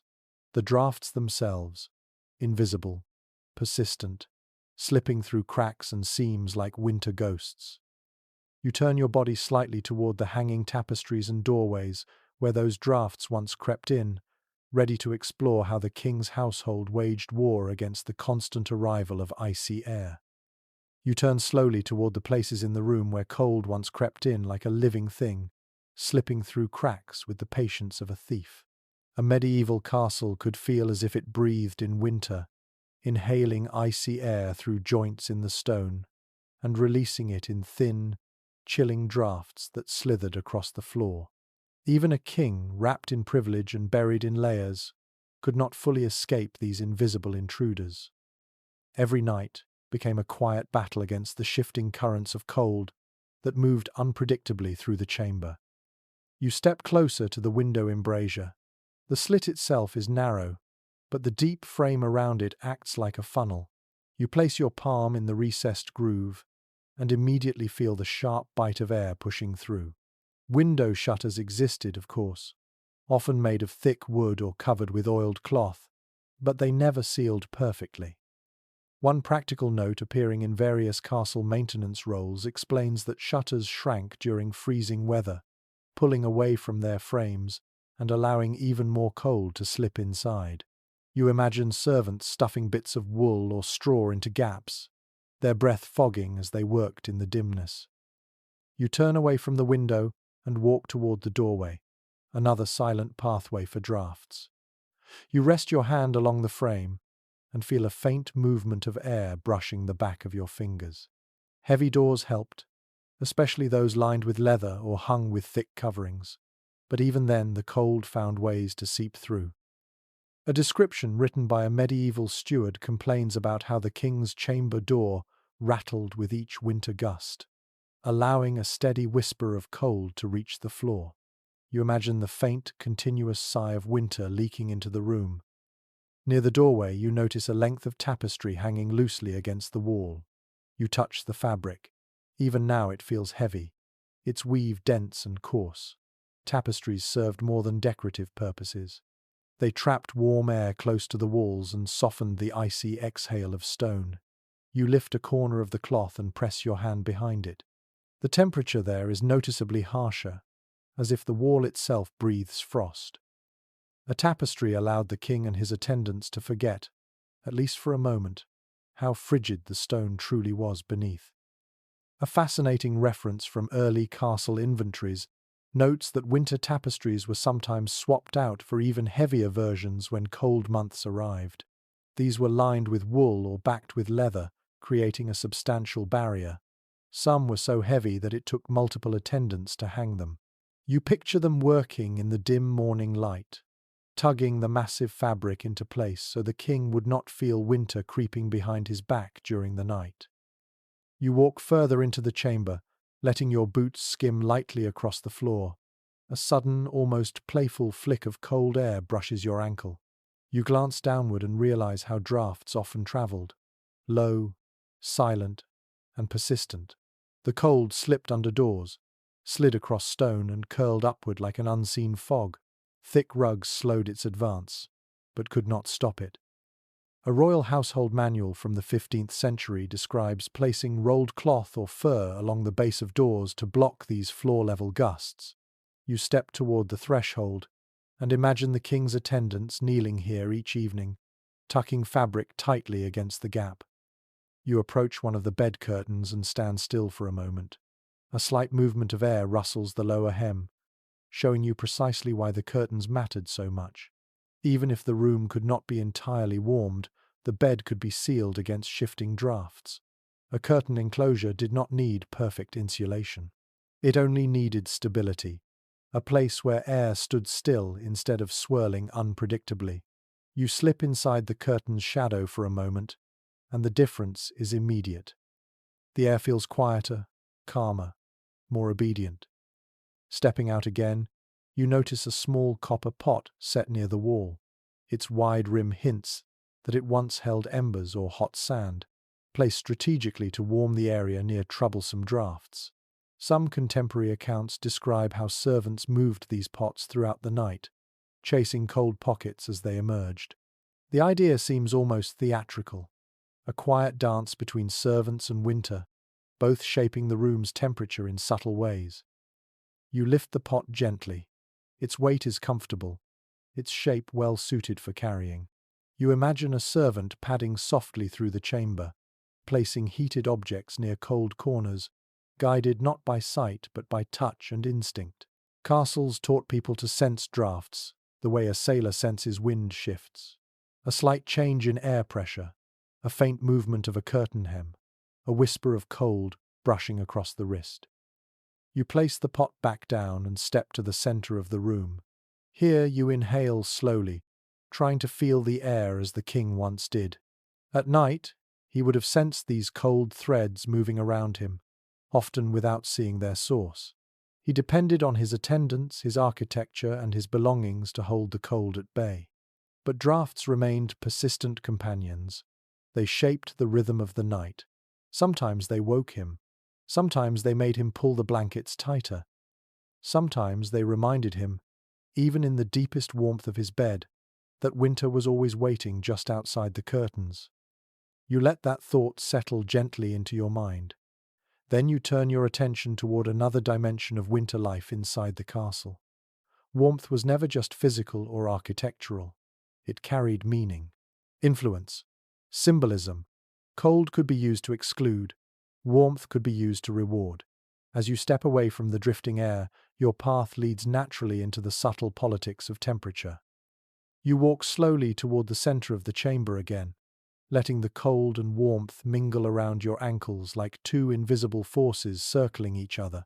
It becomes clear, as you stand in the quiet glow of the fire's memory, that temperature in a medieval castle was never merely a matter of comfort. Warmth carried meaning. Warmth signaled status. Warmth shaped loyalty. Even the king's sleep, cushioned by layers and guarded by curtains, reflected a political landscape where heat itself became an instrument of influence. You pause near the hearth, resting your hand lightly on the cool mantle. The king always stood closest to the fire. That was not simply tradition. It was a visual cue, a reminder that power resided with the one who enjoyed the heat. Several court chronicles describe the unspoken choreography around fires in royal halls. Those favored by the king stood nearer. Those who had fallen out of grace found themselves drifting toward the colder edges of the room, a quiet yet unmistakable signal of their current standing. You imagine courtiers glancing subtly at one another during gatherings, measuring their distance from the flames as carefully as their distance from the king's favor. As you take a step back, the cold immediately reclaims the space where you stood. This contrast between warm and cold was more than a physical sensation. It became a metaphor woven into daily life. One court poet wrote of a rival's misfortune as being left in the shadowed chill of the chamber, a phrase that described both literal frost and political frost in the same breath. You let that double meaning settle into the atmosphere as you glide your fingertips over the stone once more. You place the pot back down and step to the center of the room. Here you inhale slowly, trying to feel the air as the king once did.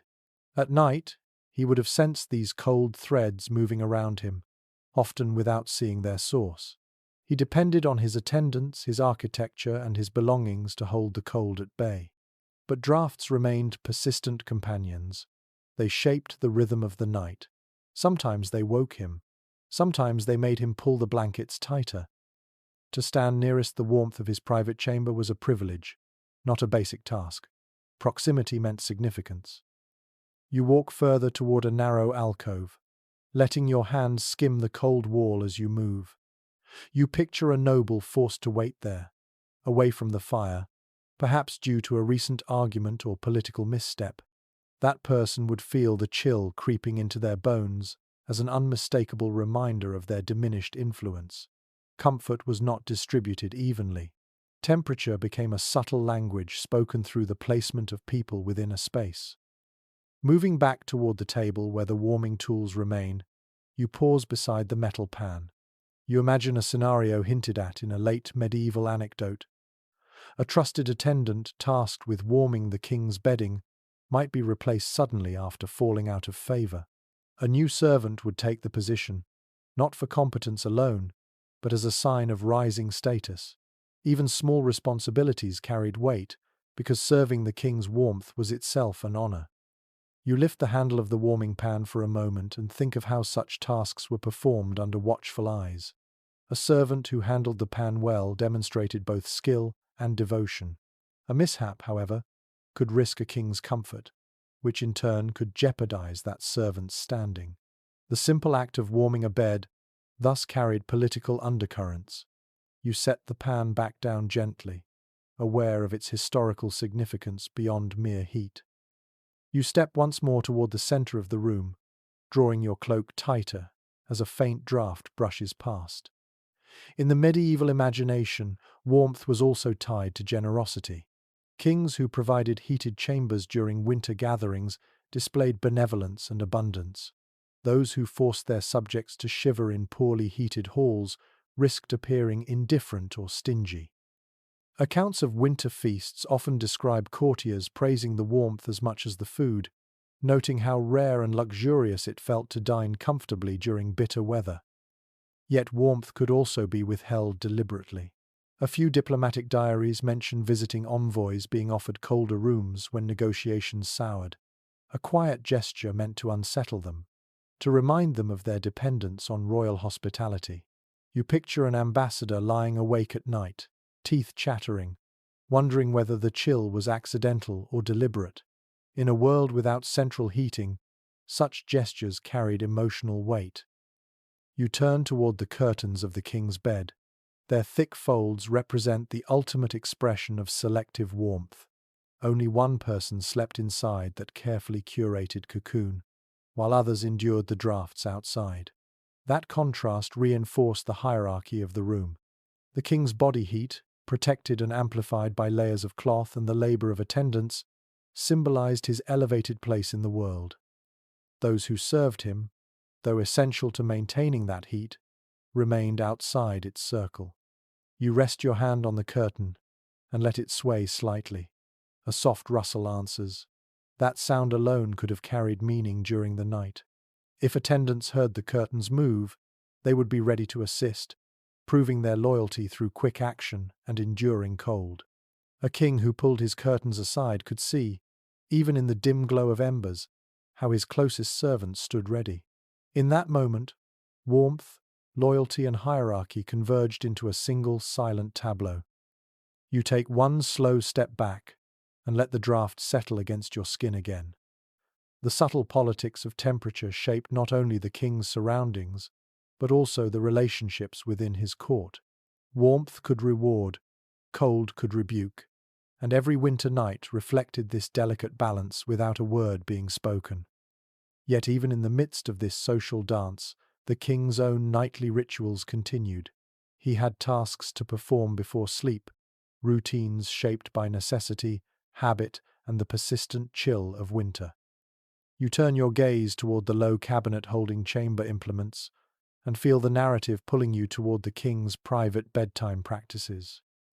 You walk toward the low cabinet near the bed, its wooden surface darkened by age and countless winters.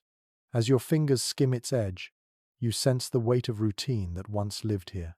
A king's bedtime was not simply lying down and drifting into sleep. It was a carefully managed sequence of small tasks, each shaped by the cold, by tradition, and by the quiet need to maintain safety and dignity in the long hours of the night. You open the cabinet gently. The hinges give a soft groan, releasing the faint scent of old oil and herbs. Inside rests a collection of objects that tell the story of midnight rituals. At first you see a chamber pot made of glazed ceramic. Its rim is slightly worn, its shape rounded and practical. You lift it with both hands, feeling the cool weight settle against your palms. Even kings needed relief during the night, and wandering through icy hallways to reach a latrine was unthinkable in the depths of winter. This pot was a necessity, always placed close to the bed and emptied at dawn by trusted attendants. You set the pot down carefully and imagine the king waking in the quiet darkness, the air frigid enough to sting his skin, the chamber still except for the soft crackling of dying embers. He would push aside the bed curtains just enough to reach for the pot. The cold that rushed in through the opening would make him move quickly, eager to return to the warm sanctuary of blankets and furs.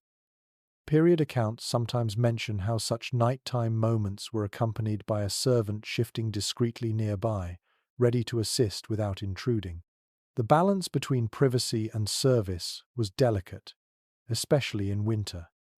You reach further inside the cabinet and discover a small candle holder made of bronze. It is fitted with a finger loop and a drip pan, practical in design. You lift it, and the metal feels icy as it touches your skin. Candles were the king's guide in the middle of the night.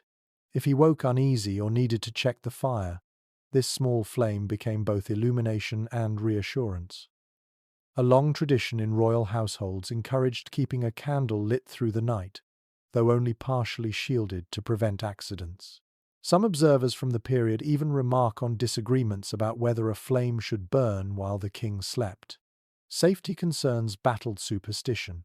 Some believed the light protected the sleeper from wandering spirits or dark dreams. Others insisted that an open flame so close to heavy drapery was far too dangerous. You place the candle holder on the table beside the bed and imagine the scene. The king wakes to the faint glow of the night candle. The wax has melted into a small pool at its base. Shadows dance along the walls. He listens for sounds outside the chamber. Perhaps a distant howl of wind. Perhaps the muted steps of a guard changing position. Perhaps nothing at all but the soft whisper of cold pressing against the stone. That moment of stillness reveals how fragile warmth truly was in a castle. You inhale slowly, feeling the heaviness of that silence settle around you. Next, you lift a small pouch filled with dried herbs. Its drawstring is frayed, but the faint fragrance still rises when you squeeze the cloth. These herbs were steeped in warm wine or water and offered to the king before sleep. A calming drink eased the chill in his chest and helped quiet an anxious mind. One recorded observation from a royal physician describes brewing a concoction of warmed honey, wine, and ground herbs to steady the king's breathing during bitter winter nights. You imagine the king sipping from a cup while seated on the edge of the bed, the steam rising into his face, the warmth spreading through his body in slow waves. You set the herb pouch aside and draw out a soft cloth folded neatly beneath it. This cloth once served as a towel to wipe the king's face or hands after washing. Cold water in winter was harsh, sharp enough to make fingers ache, so warm water was brought up in small pitchers whenever possible. Many households kept a basin near the bed for quick nighttime refreshment. You run your fingers along the fabric and imagine the king dipping his hands into the warmed water, sighing quietly as the heat soothed his stiff joints. Your gaze shifts toward the fireplace where only faint traces of ash remain. You imagine the king just before lying down for the night, stepping toward the hearth, stretching his hands toward the glow, and feeling the fire's last breath of warmth against his face.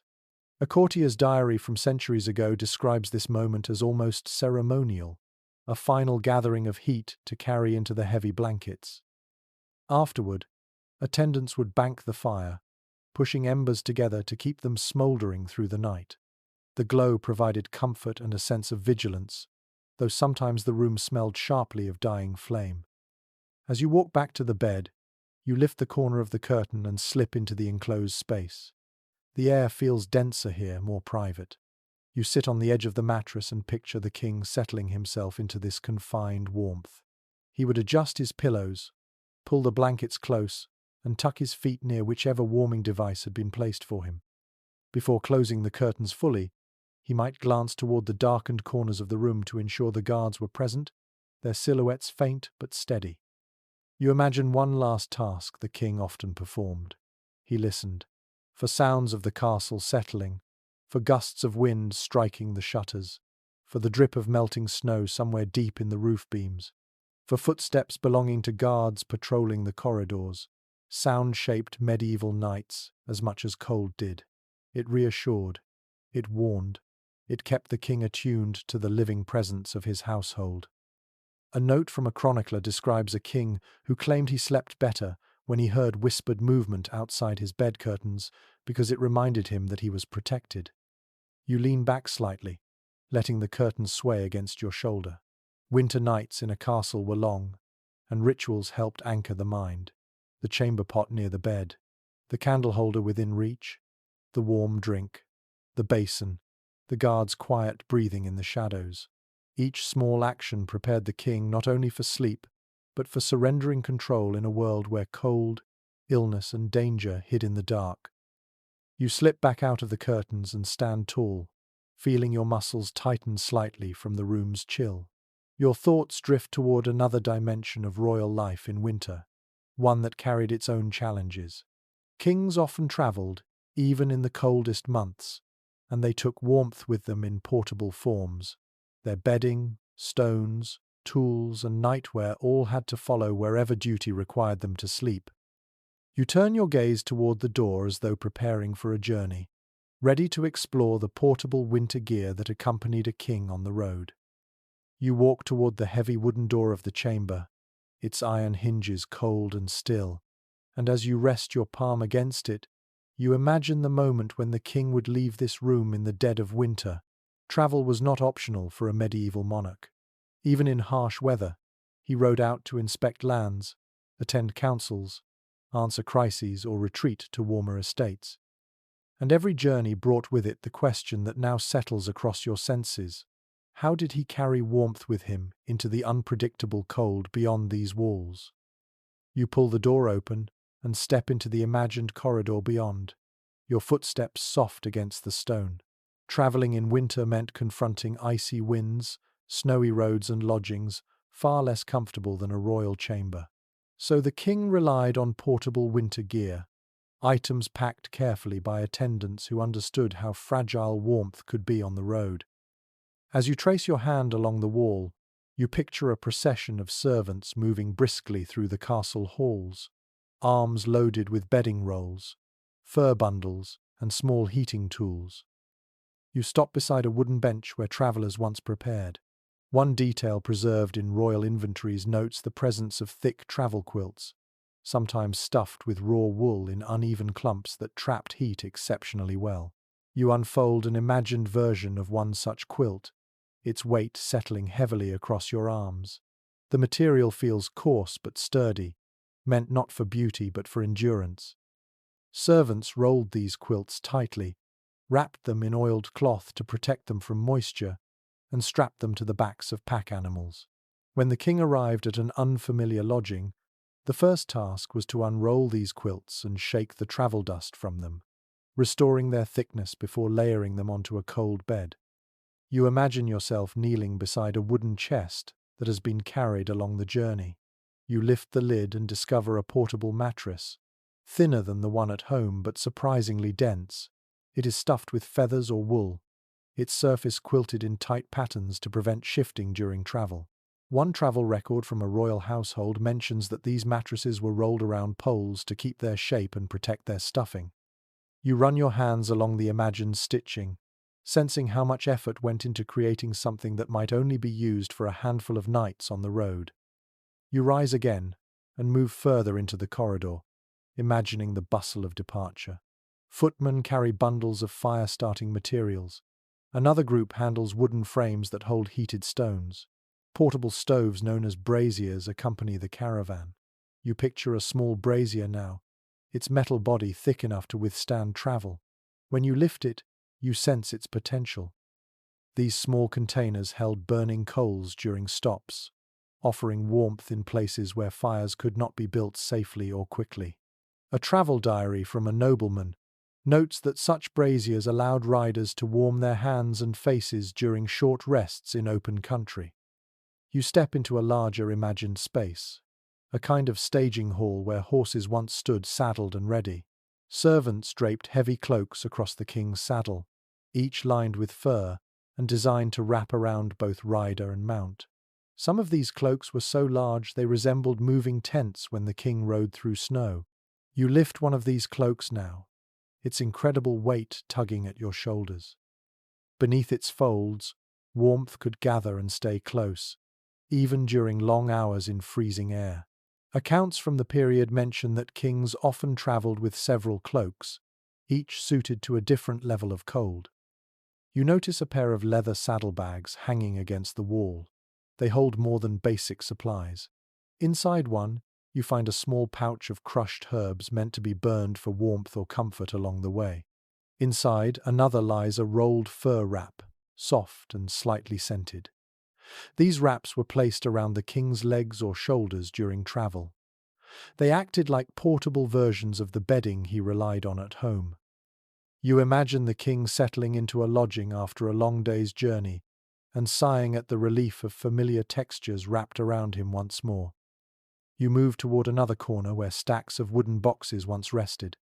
You lift the lid of a smaller one and find inside an assortment of tools: a compact warming pan, a set of carefully wrapped stones, a small lamp, and a cloth-lined pouch for carrying coal. These were practical companions, each one designed to bridge the gap between unfamiliar lodgings and the comfort of home. Some castle logs mention that servants spent hours preparing the king's temporary bed before his arrival, using tools just like these to drive the chill from the sheets. You close the box gently and imagine stepping into a cold guest chamber in a distant manor, the air sharp with frost, the floor echoing beneath your boots. Without the king's portable bedding and heating gear, that room would feel as unwelcoming as a stone cellar.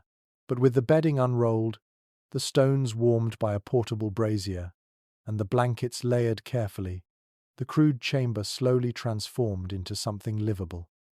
The warmth may not equal the familiar comforts of the king's own bed, but it created a fragile pocket of peace in a world filled with cold. Your mind lingers on one especially vivid detail mentioned by a travelling chronicler. During winter journeys, servants often slept in tight clusters near the doorway of the king's chamber, their body heat forming a natural barrier against the cold air rushing in from the hall. It was as if the king travelled with a moving ring of warmth, created not only by objects, but by the people who tended him. You step back, letting the imagined scene fade gently.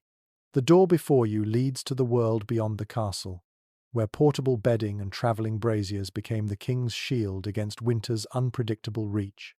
But now your attention shifts towards something more intimate and curious. Warmth was not merely physical in the medieval imagination. It could be medicinal, protective, even magical. You turn softly toward the inner chamber again, ready to explore the herbs, charms, and beliefs that shaped how kings protected their bodies and spirits during the coldest nights. You step back into the quiet chamber, its familiar cold settling once more around your shoulders.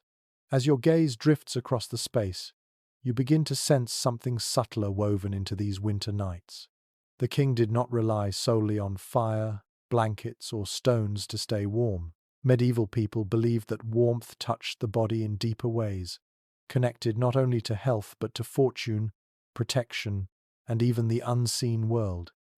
Inside this chamber, winter comfort lived in the overlap between medicine, superstition, and gentle ritual. You move toward a narrow wooden table positioned near the bed. On its surface lie small pouches, wooden boxes, and a handful of dried herbs scattered like forgotten fragments of a winter routine. You pick up one pouch first. It crackles softly between your fingers. Inside you find crushed rosemary, mint, and fennel. These herbs were not chosen for flavor alone. Medieval physicians believed certain plants encouraged circulation, eased shivering, or prevented the buildup of harmful cold humors in the body. You lift the pouch to your nose. Even now, a faint whisper of their scent remains, sharp and comforting. You set the pouch down and reach for a small wooden bowl beside it. Within the bowl rests a mixture of dried ginger slices and cinnamon bark. A physician's record from the period describes how spiced wine or warm tonic was prepared for the king before bed, believed to heat the blood from within. You imagine the king sitting at the edge of his bed, hands wrapped around a steaming cup, feeling the warmth travel slowly from throat to chest. Whether the drink truly improved his body temperature or simply soothed his spirit scarcely mattered. The ritual itself provided relief in the coldest hours. Your fingers brush the edge of another container, this one carved with swirling patterns.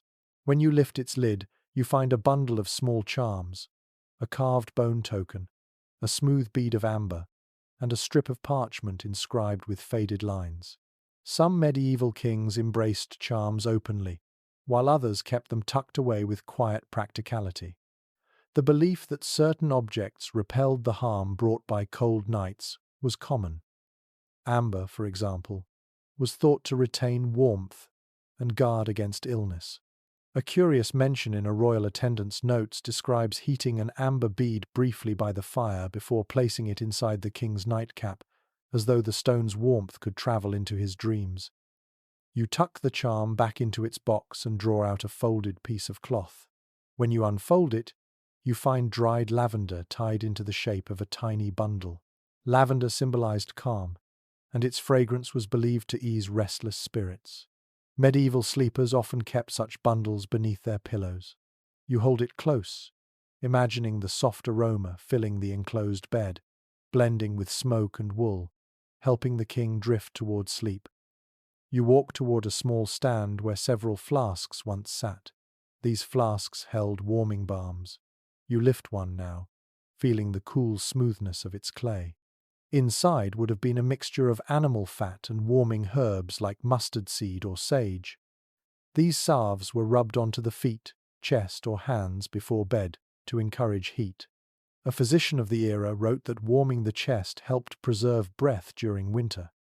You picture the king allowing a trusted attendant to apply the balm, its oily scent rising as it warmed beneath his skin. Setting the flask down, you move toward a dim corner of the chamber where shadows deepen. In this quieter space, superstitions once thrived. Some kings asked for protective symbols to be drawn near the bed during severe storms. A faint trace of chalk on a stone might mark where a charm was once placed to ward off harmful night winds. Stories passed quietly between servants suggested that certain breezes carried illness or ill fortune, especially during deep winter. Whether or not the king fully believed such ideas, he tolerated these rituals because they brought comfort to those who served him. You rest your hand against the stone and close your eyes. Imagine a winter night when the cold outside roars against the castle walls. The fire crackles only faintly. The bed curtains sway just enough to remind the king that drafts are searching for weaknesses. In such a moment, the presence of charms, herbs, and medicinal balms provided psychological warmth as powerful as physical heat. A king needed not only protection for his body, but also reassurance for his spirit. You open your eyes and turn back toward the table. A handful of dried juniper berries lies beside a cracked mortar. These berries were sometimes burned to scent the chamber. Some specialists point out ongoing debates about whether the practice was meant for air purification or spiritual protection. Perhaps it was both. When you crush a few berries between your fingers, a bright, resinous aroma escapes, sharp enough to cut through the heaviness of smoke and wool. The scent must have carried a sense of cleansing, as though the room itself inhaled something fresh for the first time in hours. You move slowly along the chamber, letting your hands trail over objects that bridge the line between medicine and magic. A bead warmed by the fire, a herb bundle placed beneath a pillow, a ritual marking hidden near a bedpost. These gestures remind you that medieval people navigated winter not as a purely physical challenge, but as a spiritual one too. Cold could weaken the body, but fear, loneliness, and superstition could weaken the mind. The king's nightly routines acknowledged both. You pause beside the bed once more. The curtains hang quietly, touched only by the occasional draught. Behind them lies a man surrounded by furs, blankets, heated stones, and layers of cloth. But he is also held by the warmth of belief, the comfort of rituals, and the protective imagination of those who cared for his well-being. As your gaze drifts beyond the bed toward the far reach of the chamber, you sense another presence that shaped winter nights. Not human, not herbal, not symbolic. Something living, warm, and often quietly loyal. You begin to walk toward the space where animals sometimes lay curled in the shadows, waiting to lend their simple heat to the king's long winter rest. You walk toward the dimmest corner of the chamber, where the air feels untouched and quiet, as though something once breathed softly here during long winter nights. Medieval kings, despite their wealth, were not above accepting help from the simplest source of warmth: animals. In a world where stone walls held cold like a memory, the heat of a living creature could make the difference between shivering through the night and drifting into steady sleep. You pause in the quiet, imagining a soft rustle of fur, a faint exhale, a gentle shift of weight on the floor. You lower yourself onto a thick rug and slide your hand across its fibers. The space here would have been perfect for a royal dog, curled tightly into a warm spiral. Many accounts from the period mention companion animals lingering near their masters during winter. Hunting dogs were especially favored, not only for their loyalty, but for their natural warmth. You picture a large hound settling near the foot of the king's bed, its body radiating heat, its breath releasing small clouds into the cold air. The presence of such a creature offered more than physical comfort. It brought a sense of companionship, a reminder that warmth could be alive and responsive. You imagine the way the dog might shift during the night, stretching one leg, sighing contentedly as the fire crackled low. Some nobles allowed smaller dogs to sleep directly on the bed. Their fur, their movement, and their curled bodies added gentle pockets of warmth beneath blankets. A traveler's diary even describes a king who kept a tiny lapdog within his bed curtains during the coldest weeks, believing the animal's warmth eased his stiff joints. You smile faintly at the thought, realizing how deeply human the instinct is to draw comfort from a warm creature on a winter night. You rise slowly and take a few steps toward a darker corner, where the chamber meets a trough-like alcove along the floor. Here, you picture another presence, a small cluster of palace cats. These creatures roamed freely, both beloved and necessary. They controlled mice, protected stored food, and sometimes chose to linger near sources of warmth. Cats often curled up near hearths, resting so close to the embers that attendants joked about them becoming fire spirits. If a cat wandered into the king's chamber, it was not unusual for it to nestle against draped curtains or lie atop a warm stone left cooling on the floor. The king might not openly invite them into his bed, but their occasional presence warmed the room in small but meaningful ways. You trail your fingers along the alcove's edge and sense the lingering impression of such quiet companions. Their warmth was subtle, but their movement added life to winter's stillness. Some manuscripts include miniature illustrations of sleeping kings, with cats curled at their feet or nestled beside their boots. Whether these depictions were literal or symbolic, they suggest that animals played a gentle role in the nightly rhythm of a castle. You turn toward a wooden partition near the far wall. Behind it, servants sometimes sheltered horses brought in for emergency travel. Though this practice varied widely, stories from regions facing especially harsh winters mention that important mounts were occasionally kept indoors overnight to prevent them from freezing.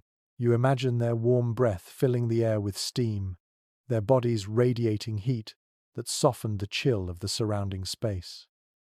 A horse's presence inside the king's chamber would have been rare, but in certain war camps or temporary palace setups, it happened out of necessity. Their warmth was powerful enough to affect the room's temperature.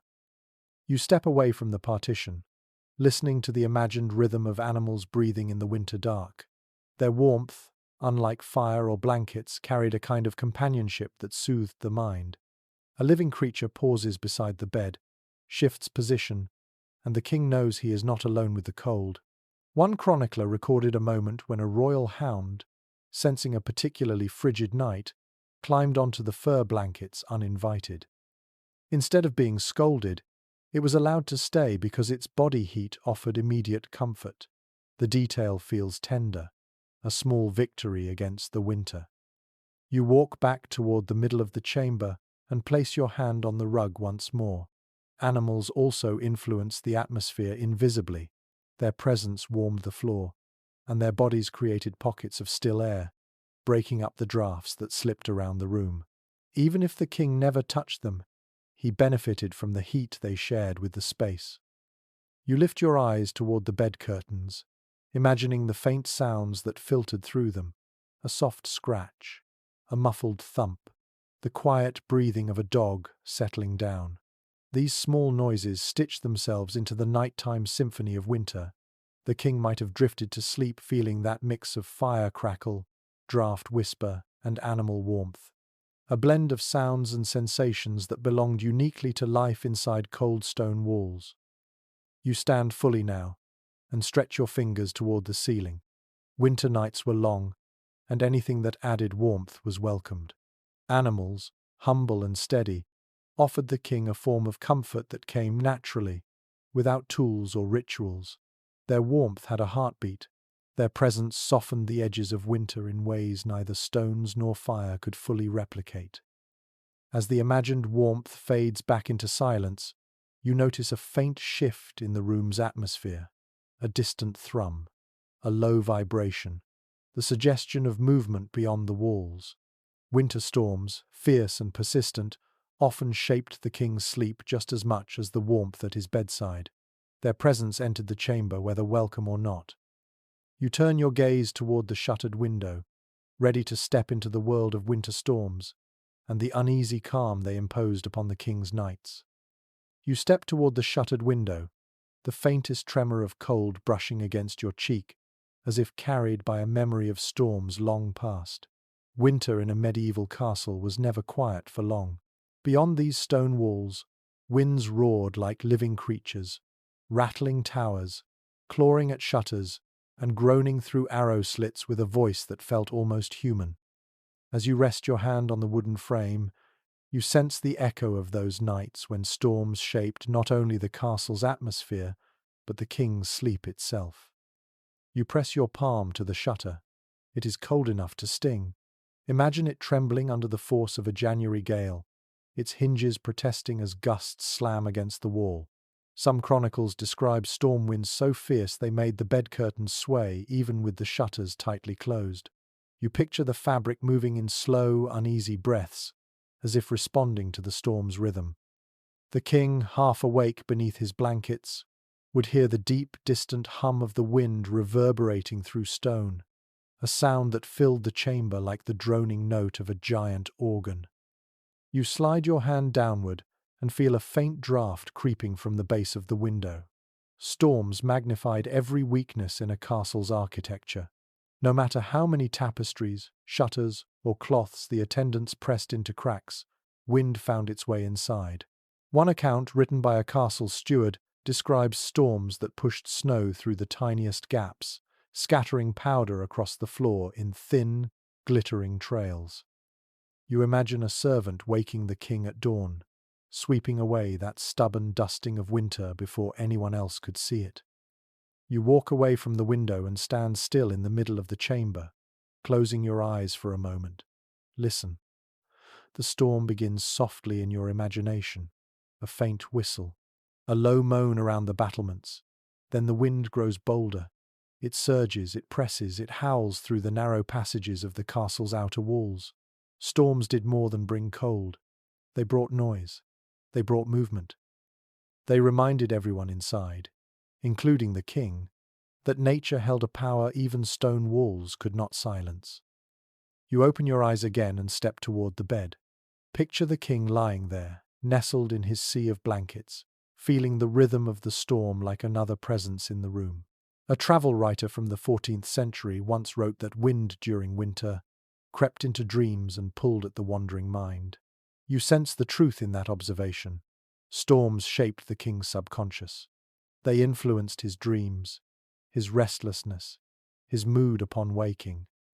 A sleepless winter night could make a ruler irritable the next morning, altering the tone of counsels and decisions. You rest your hand lightly on one of the bed curtains. Even now, You can imagine how they fluttered during tempests. Not wildly, but subtly. A faint ripple, a soft sway.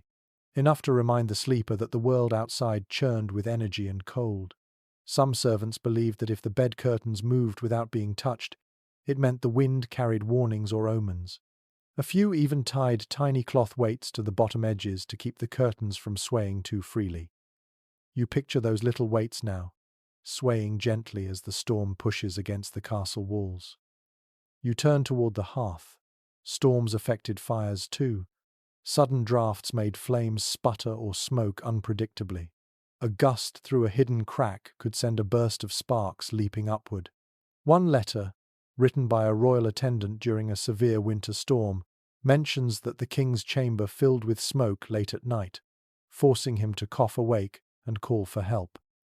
You see the scene unfold, embers glowing, the firekeeper rushing in half asleep, the king pulling his blankets up against the cold, while the attendants scrambled to control the unruly flames.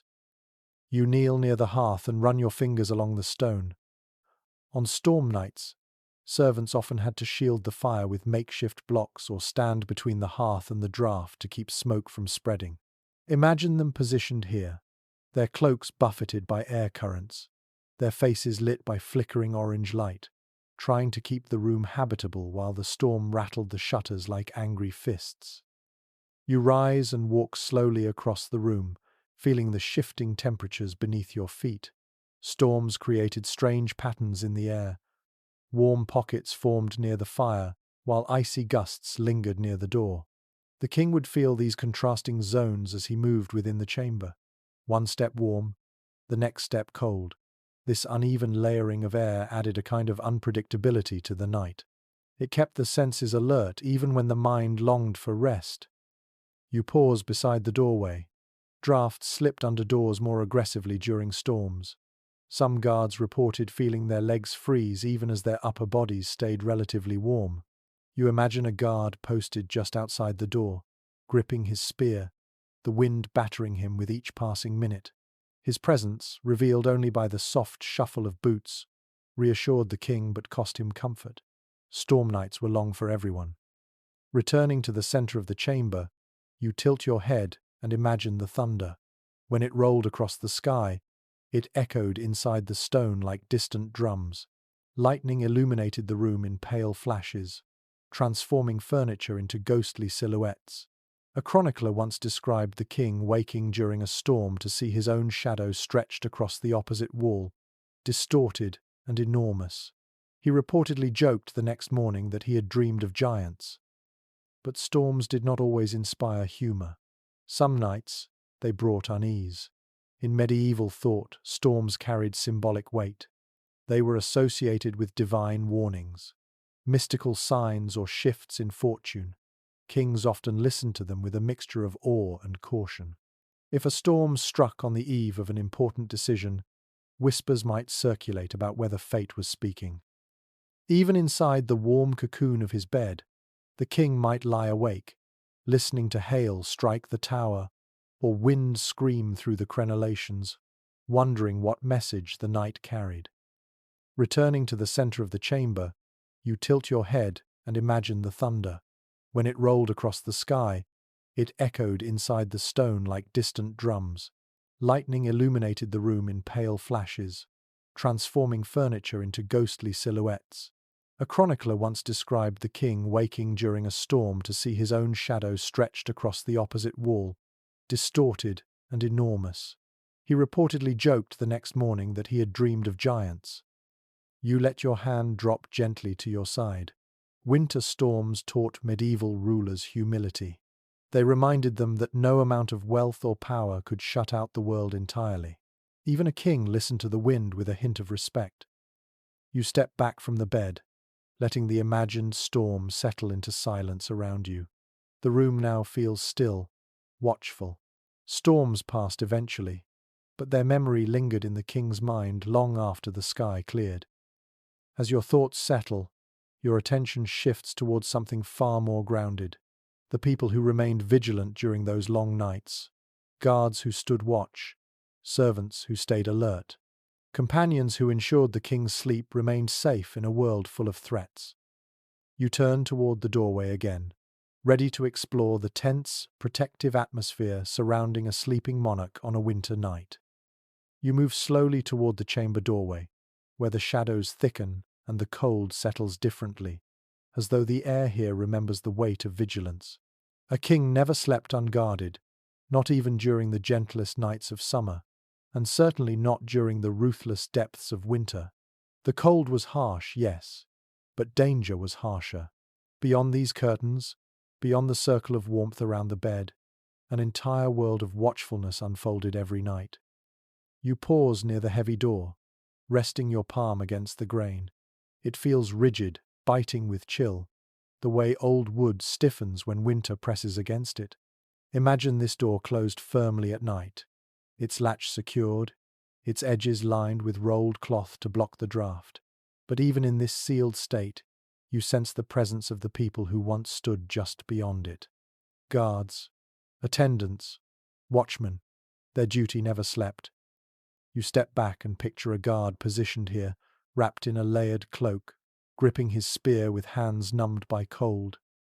His breath would rise in quiet white puffs each time he exhaled.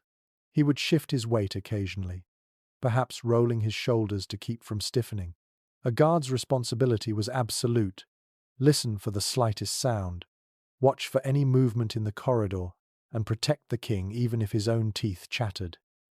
A record kept by a royal marshal explains that guard rotations sped up during winter because the cold weakened alertness. No one could endure hours in near-freezing corridors without relief. You turn your head, imagining the muffled footsteps of another guard approaching to take over the position. The two exchange only a whispered greeting, voices low enough not to disturb the king. One steps away gratefully, boots tapping lightly on stone. The other slides into place with a hand brushing the wall, grounding himself in the cold, the dark, and the weight of responsibility. Moving deeper into the chamber again, you glance toward a small bench where an attendant might have sat inside the room itself, just far enough from the bed to maintain decorum, yet close enough to respond instantly. His presence was a quiet anchor against the uncertainties of the night. If the king stirred, coughed, or called in the darkness, this attendant would rise immediately. A surviving letter from a court servant describes how he learned to read the king's breathing, knowing whether to remain still or approach with quiet steps. You approach that imagined bench now and rest your hand along its edge. The wood feels cold, but you picture the warmth of a person sitting there, boots tucked beneath him, cloak wrapped tightly, fingers interlaced for warmth. He listens not only for the king but for any sign of trouble. Unfamiliar footsteps outside, a latch shifting, or the distant clatter of armor echoing up the stairway. Even the crack of firewood collapsing in the hearth could make him glance upward, trained to distinguish harmless sounds from those that demanded action. You walk toward the center of the room, letting your gaze drift to the fire's remains. A dying fire was both an inconvenience and a risk. Too little flame, and the room grew dangerously cold. Too much flame, and sparks threatened the bed curtains. Guards and attendants monitoring the fire stood watch with caution, ready to bank embers or adjust logs with controlled precision. One detailed account from a castle's winter logbook describes the process of banking the fire as a nightly ritual of judgment, because the wrong choice could either fill the room with smoke or allow the temperature to plummet. You kneel for a moment near the hearth, imagining the attendant warming his chilled fingers briefly before stepping back into position. He would not linger. Guards did not have the luxury of comfort. The cold was part of their duty, a constant test of endurance. Their bodies stood between the king and the dangers of the night. You stand again, letting your feet carry you slowly toward the bed curtains. You do not open them, but you rest your fingertips gently on their edge. Imagine the king inside, drifting somewhere between sleep and awareness, trusting implicitly that the people outside these curtains remain vigilant. That trust was heavy. It rested on loyalty, fear, reward, and a lifetime of training. A disloyal guard could end a kingdom in a heartbeat. A faithful one became an invisible guardian, enduring the cold without complaint. In some courts, the king's personal guard slept in an adjoining chamber with the door open, allowing them to rush in if needed. Other times, guards were stationed along the staircase leading up to the royal floor, spaced at intervals, each responsible for a section. You imagine these men standing like silent markers of protection, forming a human chain between the king and the outside world. But guarding the king did not rely solely on human presence. The room itself carried signs of protection. You notice a metal hook on the wall where a lantern once hung, burning through the night for visibility. You trace its outline and imagine its flickering light revealing shadows that guards would study carefully. Lanterns illuminated corners, kept fear at bay, and allowed guards to see if someone approached with ill intentions. You move deeper into the dim chamber again, and picture a night when tension ran high. Perhaps rumors of political unrest circulated. Perhaps the king had angered a rival. On such nights, guards stood with taut attention, listening so intently that even the falling ashes from a log sounded suspicious. Their nervous energy filled the room, blending with the stormy cold or the still silence beyond the walls. You lift your gaze toward the ceiling, imagining a faint sound drifting down from higher floors, perhaps the shuffle of a spy, the groan of a loose board, or the brush of a cloak caught on stone. Guards would stiffen instantly, exchanging subtle glances. A quiet investigation might follow, feet moving in unison across the cold stone. Returning your focus to the center of the room, you sense a strange duality. The king slept in the warmest space of the castle, wrapped in layers, surrounded by protective rituals and insulated by his bed curtains. Yet at the same time, he slept at the heart of a tense and alert atmosphere. Every breath of the guards, every flicker of the fire, every whisper of a draft became part of an invisible network of defense. You take a slow breath, feeling the heaviness of that responsibility in the air around you. The king's rest depended on others staying awake. His warmth depended on others resisting the cold. His safety depended on ears, trained to detect danger in the slightest sound. It is a sobering thought, one that leaves a subtle imprint across the chamber's dimness. And yet, despite the tension, there were moments in these winter nights when calm returned, when voices grew soft again, and the chamber filled with warmth of a different kind. Conversation, quiet stories, gentle companionship shared by firelight. You turn your body slightly toward the hearth, sensing the warmth of remembered voices lingering in the air, ready to guide you into the late-night conversations that softened winter's edge for a sleeping king. You walk toward the hearth once more, drawn by the memory of warmth and the echo of voices that once gathered here during the quiet hours before sleep. The fire may be low now, reduced to a soft cradle of embers, but you can almost hear the whispers that filled this chamber on long winter nights. Conversation, gentle and unhurried, helped soothe the tension of the day. It eased the cold in places no blanket or warming stone could reach. You pause beside the fire and lower yourself onto a small stool, its wooden surface cool beneath you. Imagine the king seated nearby, wrapped in a heavy mantle, hands extended toward the gentle glow, his face softened by fatigue, his shoulders lowering as the responsibilities of the day settled into temporary silence. Behind him, an attendant adjusts a log, coaxing it into a slow crackle that casts fluttering shadows across the walls. This was a moment for stories, for memories, for quiet words exchanged under the shield of flames. You close your eyes for a moment, letting the imagined cadence of these conversations surround you. Some nights, the king might speak with a trusted advisor about matters of state, their voices low but calm. The fire's gentle snapping punctuates their dialogue, giving rhythm to their thoughts. A royal chronicle from the era notes that winter evenings often provided the best environment for reflection. The cold outside sharpened the awareness of what mattered inside. The hush of the chamber encouraged honesty, even vulnerability. You open your eyes and study the shadows dancing along the far wall. Those shadows once mirrored the movements of people gathering around the fire. A companion might share a humorous tale from a hunting expedition, making the king's laughter echo softly through the room. Humor, even subtle humor, warmed the air as effectively as heat. One preserved anecdote describes a king laughing so freely at a bedtime story that even the guards outside the door smiled through their shivering. You rise from the stool and move toward a small table positioned near the bed. On it sits a carved cup. You pick it up gently, feeling its cool surface. The king may have held this cup hours earlier, drinking warm, spiced wine as he listened to a story or offered one of his own. Drinks eased tongues and softened the barrier between ruler and companion.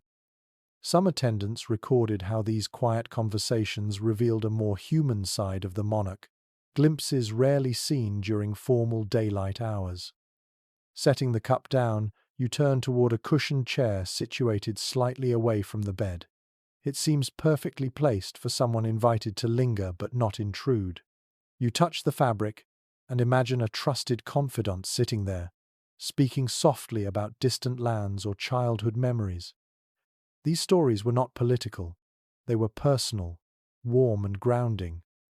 On winter nights, when the outside world felt brittle with frost, such recollections created an inner warmth that touched even the most guarded hearts.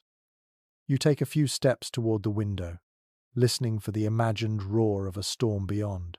When winds raged against the castle walls, the king and his companions sometimes spoke of old battles or ancient legends. The relationship between weather and storytelling runs deep. A storm makes every tale feel larger, every memory more vivid. One courtier wrote that winter storms pulled stories from the tongue the way heat draws scent from herbs, suggesting that the fiercer the wind outside, the deeper the stories became. You turn back toward the fire. Its glow gives the room a golden texture, softening the sharpness of stone. You imagine the king leaning back, eyes heavy, listening to a servant's gentle singing. Songs accompanied many winter nights. Lullabies, hymns, or old folk tunes wrapped the room in sound as warm as the blankets that awaited him. Even kings needed comfort. Music reached the places that warmth alone could not. As you walk slowly along the chamber's perimeter, your fingers trailing over the tapestries, you sense the stillness that came after these conversations. When the stories ended and the laughter faded, a hush settled across the room. The king might offer a final word to his attendants, a quiet goodnight or a thoughtful remark. Then the curtains closed around him. The warm glow of companionship gave way to the solitary intimacy of sleep. But those moments of shared conversation lingered even after the fire died down. They shaped the tone of the king's dreams, influenced his sense of peace, and strengthened the trust between him and the people who shared his long winter evenings. Words spoken beside the fire became part of the chamber's very air, settling into its stones like the fading scent of herbs. You pause in the center of the room and take a slow breath. The chamber feels fuller now, as though the faint, imagined voices of past winter nights still ripple in the air. These conversations added warmth that no fire could provide. They softened the edges of worry and made the castle feel less like a fortress of stone and more like a place of human connection. But warmth in a medieval castle was never guaranteed. No matter how carefully the king was tended, how many blankets were piled upon him, or how lively the stories at the hearth became, there were nights when the cold overwhelmed all efforts, nights when even kings felt winter's bite. You turn gently toward the far, darker side of the chamber, ready to step into the moments when warmth failed and winter won. You move toward the darkest reach of the chamber, where even the ghost of the fire's warmth cannot stretch. Here, the air grows sharper, almost metallic against your skin.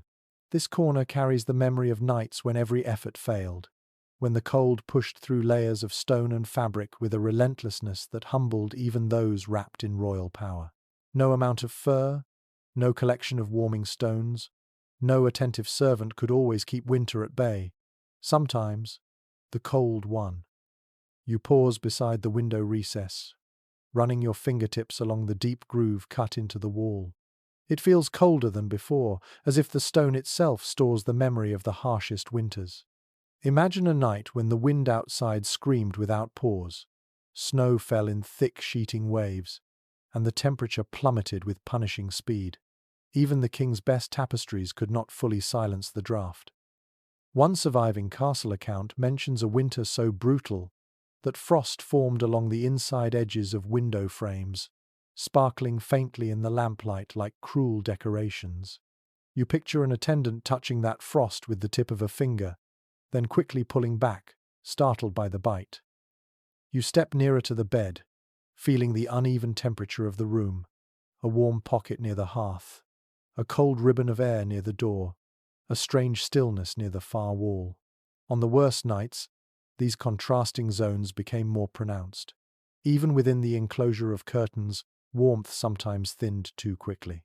A few historical letters describe kings waking with stiff fingers or feet, despite the mountain of blankets piled on them. One writer recalls the king joking that the only thing colder than the stone walls was his own nose upon waking. You move closer to the hearth. Even now you sense how a fire's struggle could shape an entire night. On mild evenings, logs burned evenly and softly, filling the room with a steady, soothing comfort. But in bitter cold, wood burned faster, split unpredictably, or hissed with moisture trapped deep inside. A small gust sneaking down the chimney might send a spray of sparks into the room or, worse, cause the flame to collapse entirely. A court steward's notes describe a particularly harsh winter evening when the king ordered extra firewood brought to the chamber every 2 hours. Still, the heat evaporated into the vastness of the room almost as soon as it formed. You kneel beside the hearth and press your palm near where the embers would have been. The faint warmth seems fragile, easily overwhelmed. You imagine the fire dimming to nothing in the middle of the night, leaving only the cold glow of dying coals and the sharp scent of wet ash. A servant would have had to rouse himself, shivering, to rekindle it. But even with skillful hands, the flame could take precious minutes to catch. During that time, the cold crept deeper into the chamber, settling into the king's blankets, his pillows, his bones. You stand again and walk toward the foot of the bed. Imagine the king pulling his blankets tighter, curling instinctively against the chill. His breath rises in small clouds. The air inside the curtains feels thinner, not truly warm but simply less cold than the space outside. Even the thickest furs cannot prevent the initial shock when he first shifts in the night. One passage recorded by a royal attendant mentions the sound the king sometimes made on the coldest nights. A soft, involuntary hiss as his skin met a patch of chilled bedding that had slipped away from a warming stone. You lift the bed curtain slightly and slip your hand inside. The air is still, but the temperature is uneven. Some portions feel acceptably warm, others feel uncomfortably cool. This inconsistency was common in medieval beds. Heat had to be gathered and preserved constantly, and when a warming stone cooled or a servant misjudged the timing, the warmth faded too quickly. A physician's observational notes from the period describe a king waking stiff with cold after a warming pan burned out early, leaving the foot of the bed nearly frozen to the touch. Stepping away from the bed, you walk toward a small wooden table, where winter remedies once rested. Imagine a scene where the king, coughing lightly in the chill, reaches for a warm drink made earlier in the evening. By now it has cooled completely. The surface of the liquid feels icy. The remedy offers no comfort. Even medicines designed to encourage warmth lose their strength when the cold advances faster than human effort can counter it. In some winter accounts, illnesses worsened simply because rooms could not stay warm through the night. Chilled air aggravated breathing, stiffened joints, and made sleep shallow. You turn toward the stone wall again and press your palm flat against it. The cold seeps into your hand with merciless steadiness. On the worst nights, these walls radiated cold so intensely that even standing near them for too long made a person's limbs ache. A fragment from a noblewoman's letter describes watching the king step away from the wall in frustration, after the cold pierced through his nightclothes despite standing several feet from it.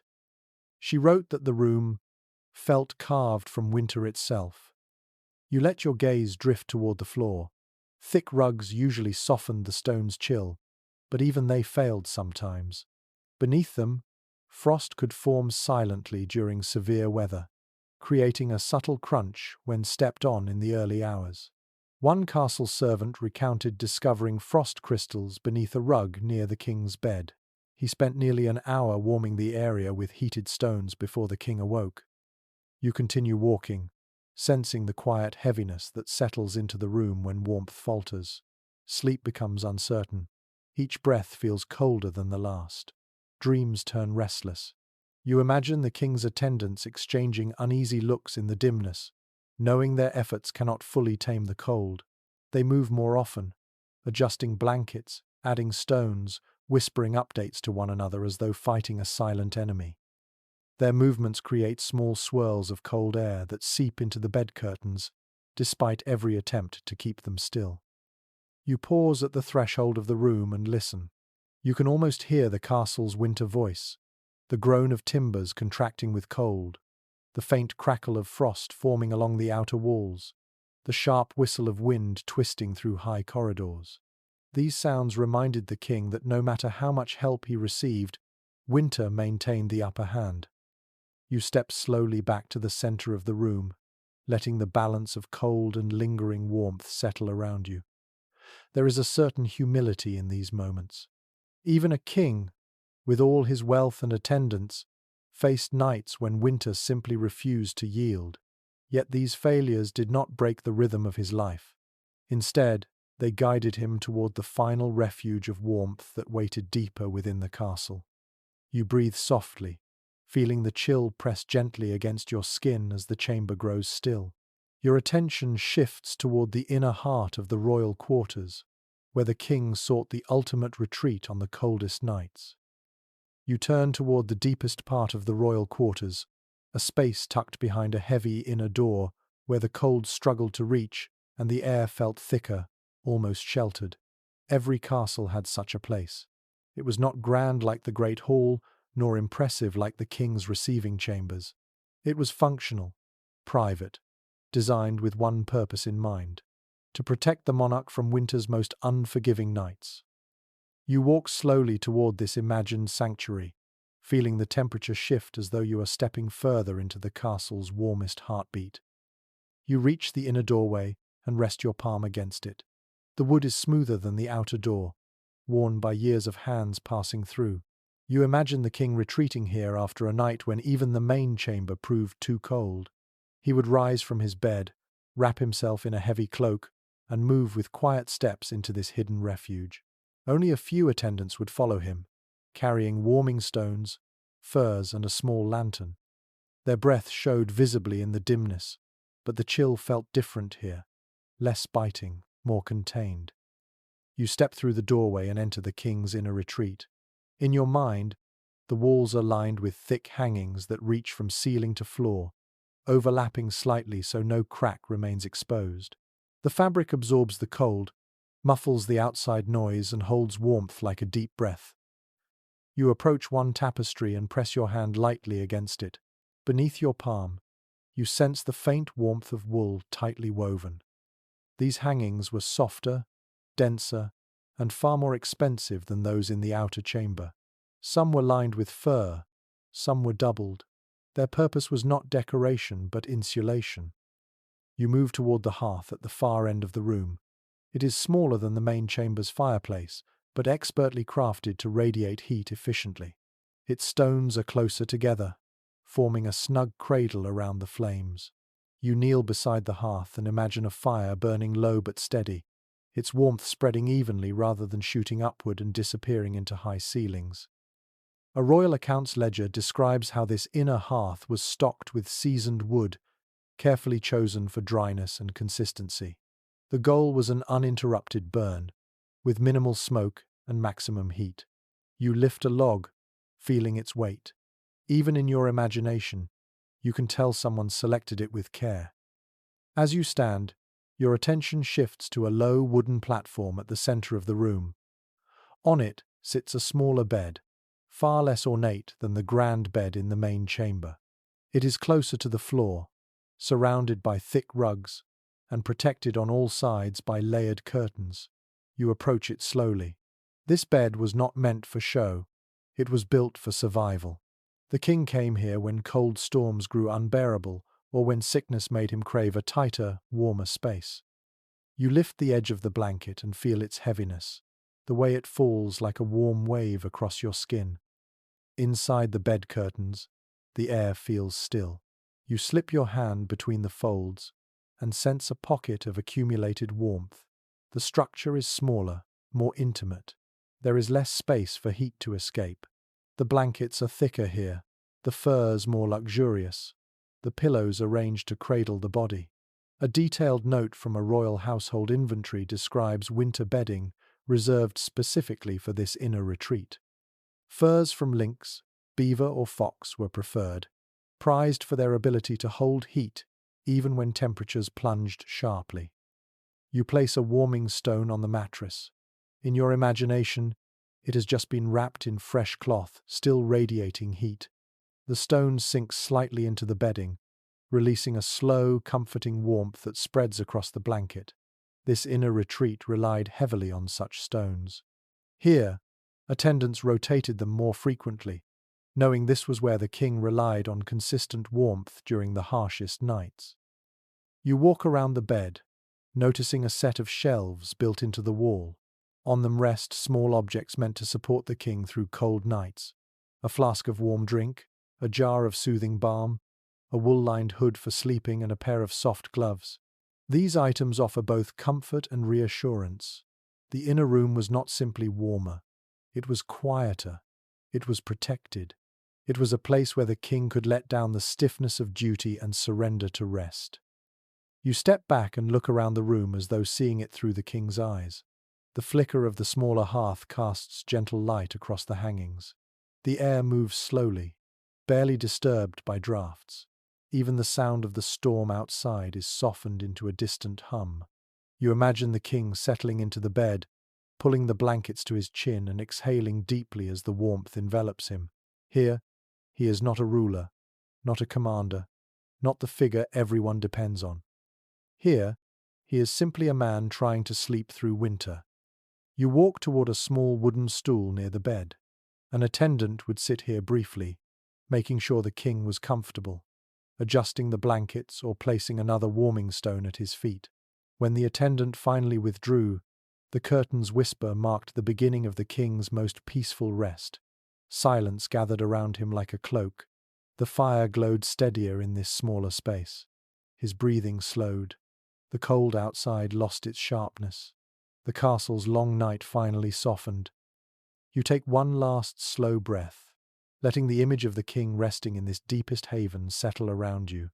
This was the final refuge, the warmest place in the castle, the one spot winter could never entirely conquer. And as the king drifted into sleep, wrapped in layers of human effort and ancient architecture, the world outside faded into a distant dream. Now the chamber grows softer around you. The fire dims into a gentle glow, its light stretching lazily across the floor. You stand very still, letting the warmth from the imagined hearth rest quietly against your skin, fading slowly like the final notes of a lullaby. The stone walls no longer feel cold or harsh. They feel distant, softened by shadows, softened by time itself. You breathe in slowly. The air has grown heavier, not with chill but with calm. Every sound you once noticed seems to drift further away. The faint creak of wood, the low murmur of winter pressing at the shutters. Even your own footsteps feel distant now, softened under layers of warm, velvety quiet. You imagine the king already asleep in his smaller bed, his breathing deep and even. The curtains rest perfectly still.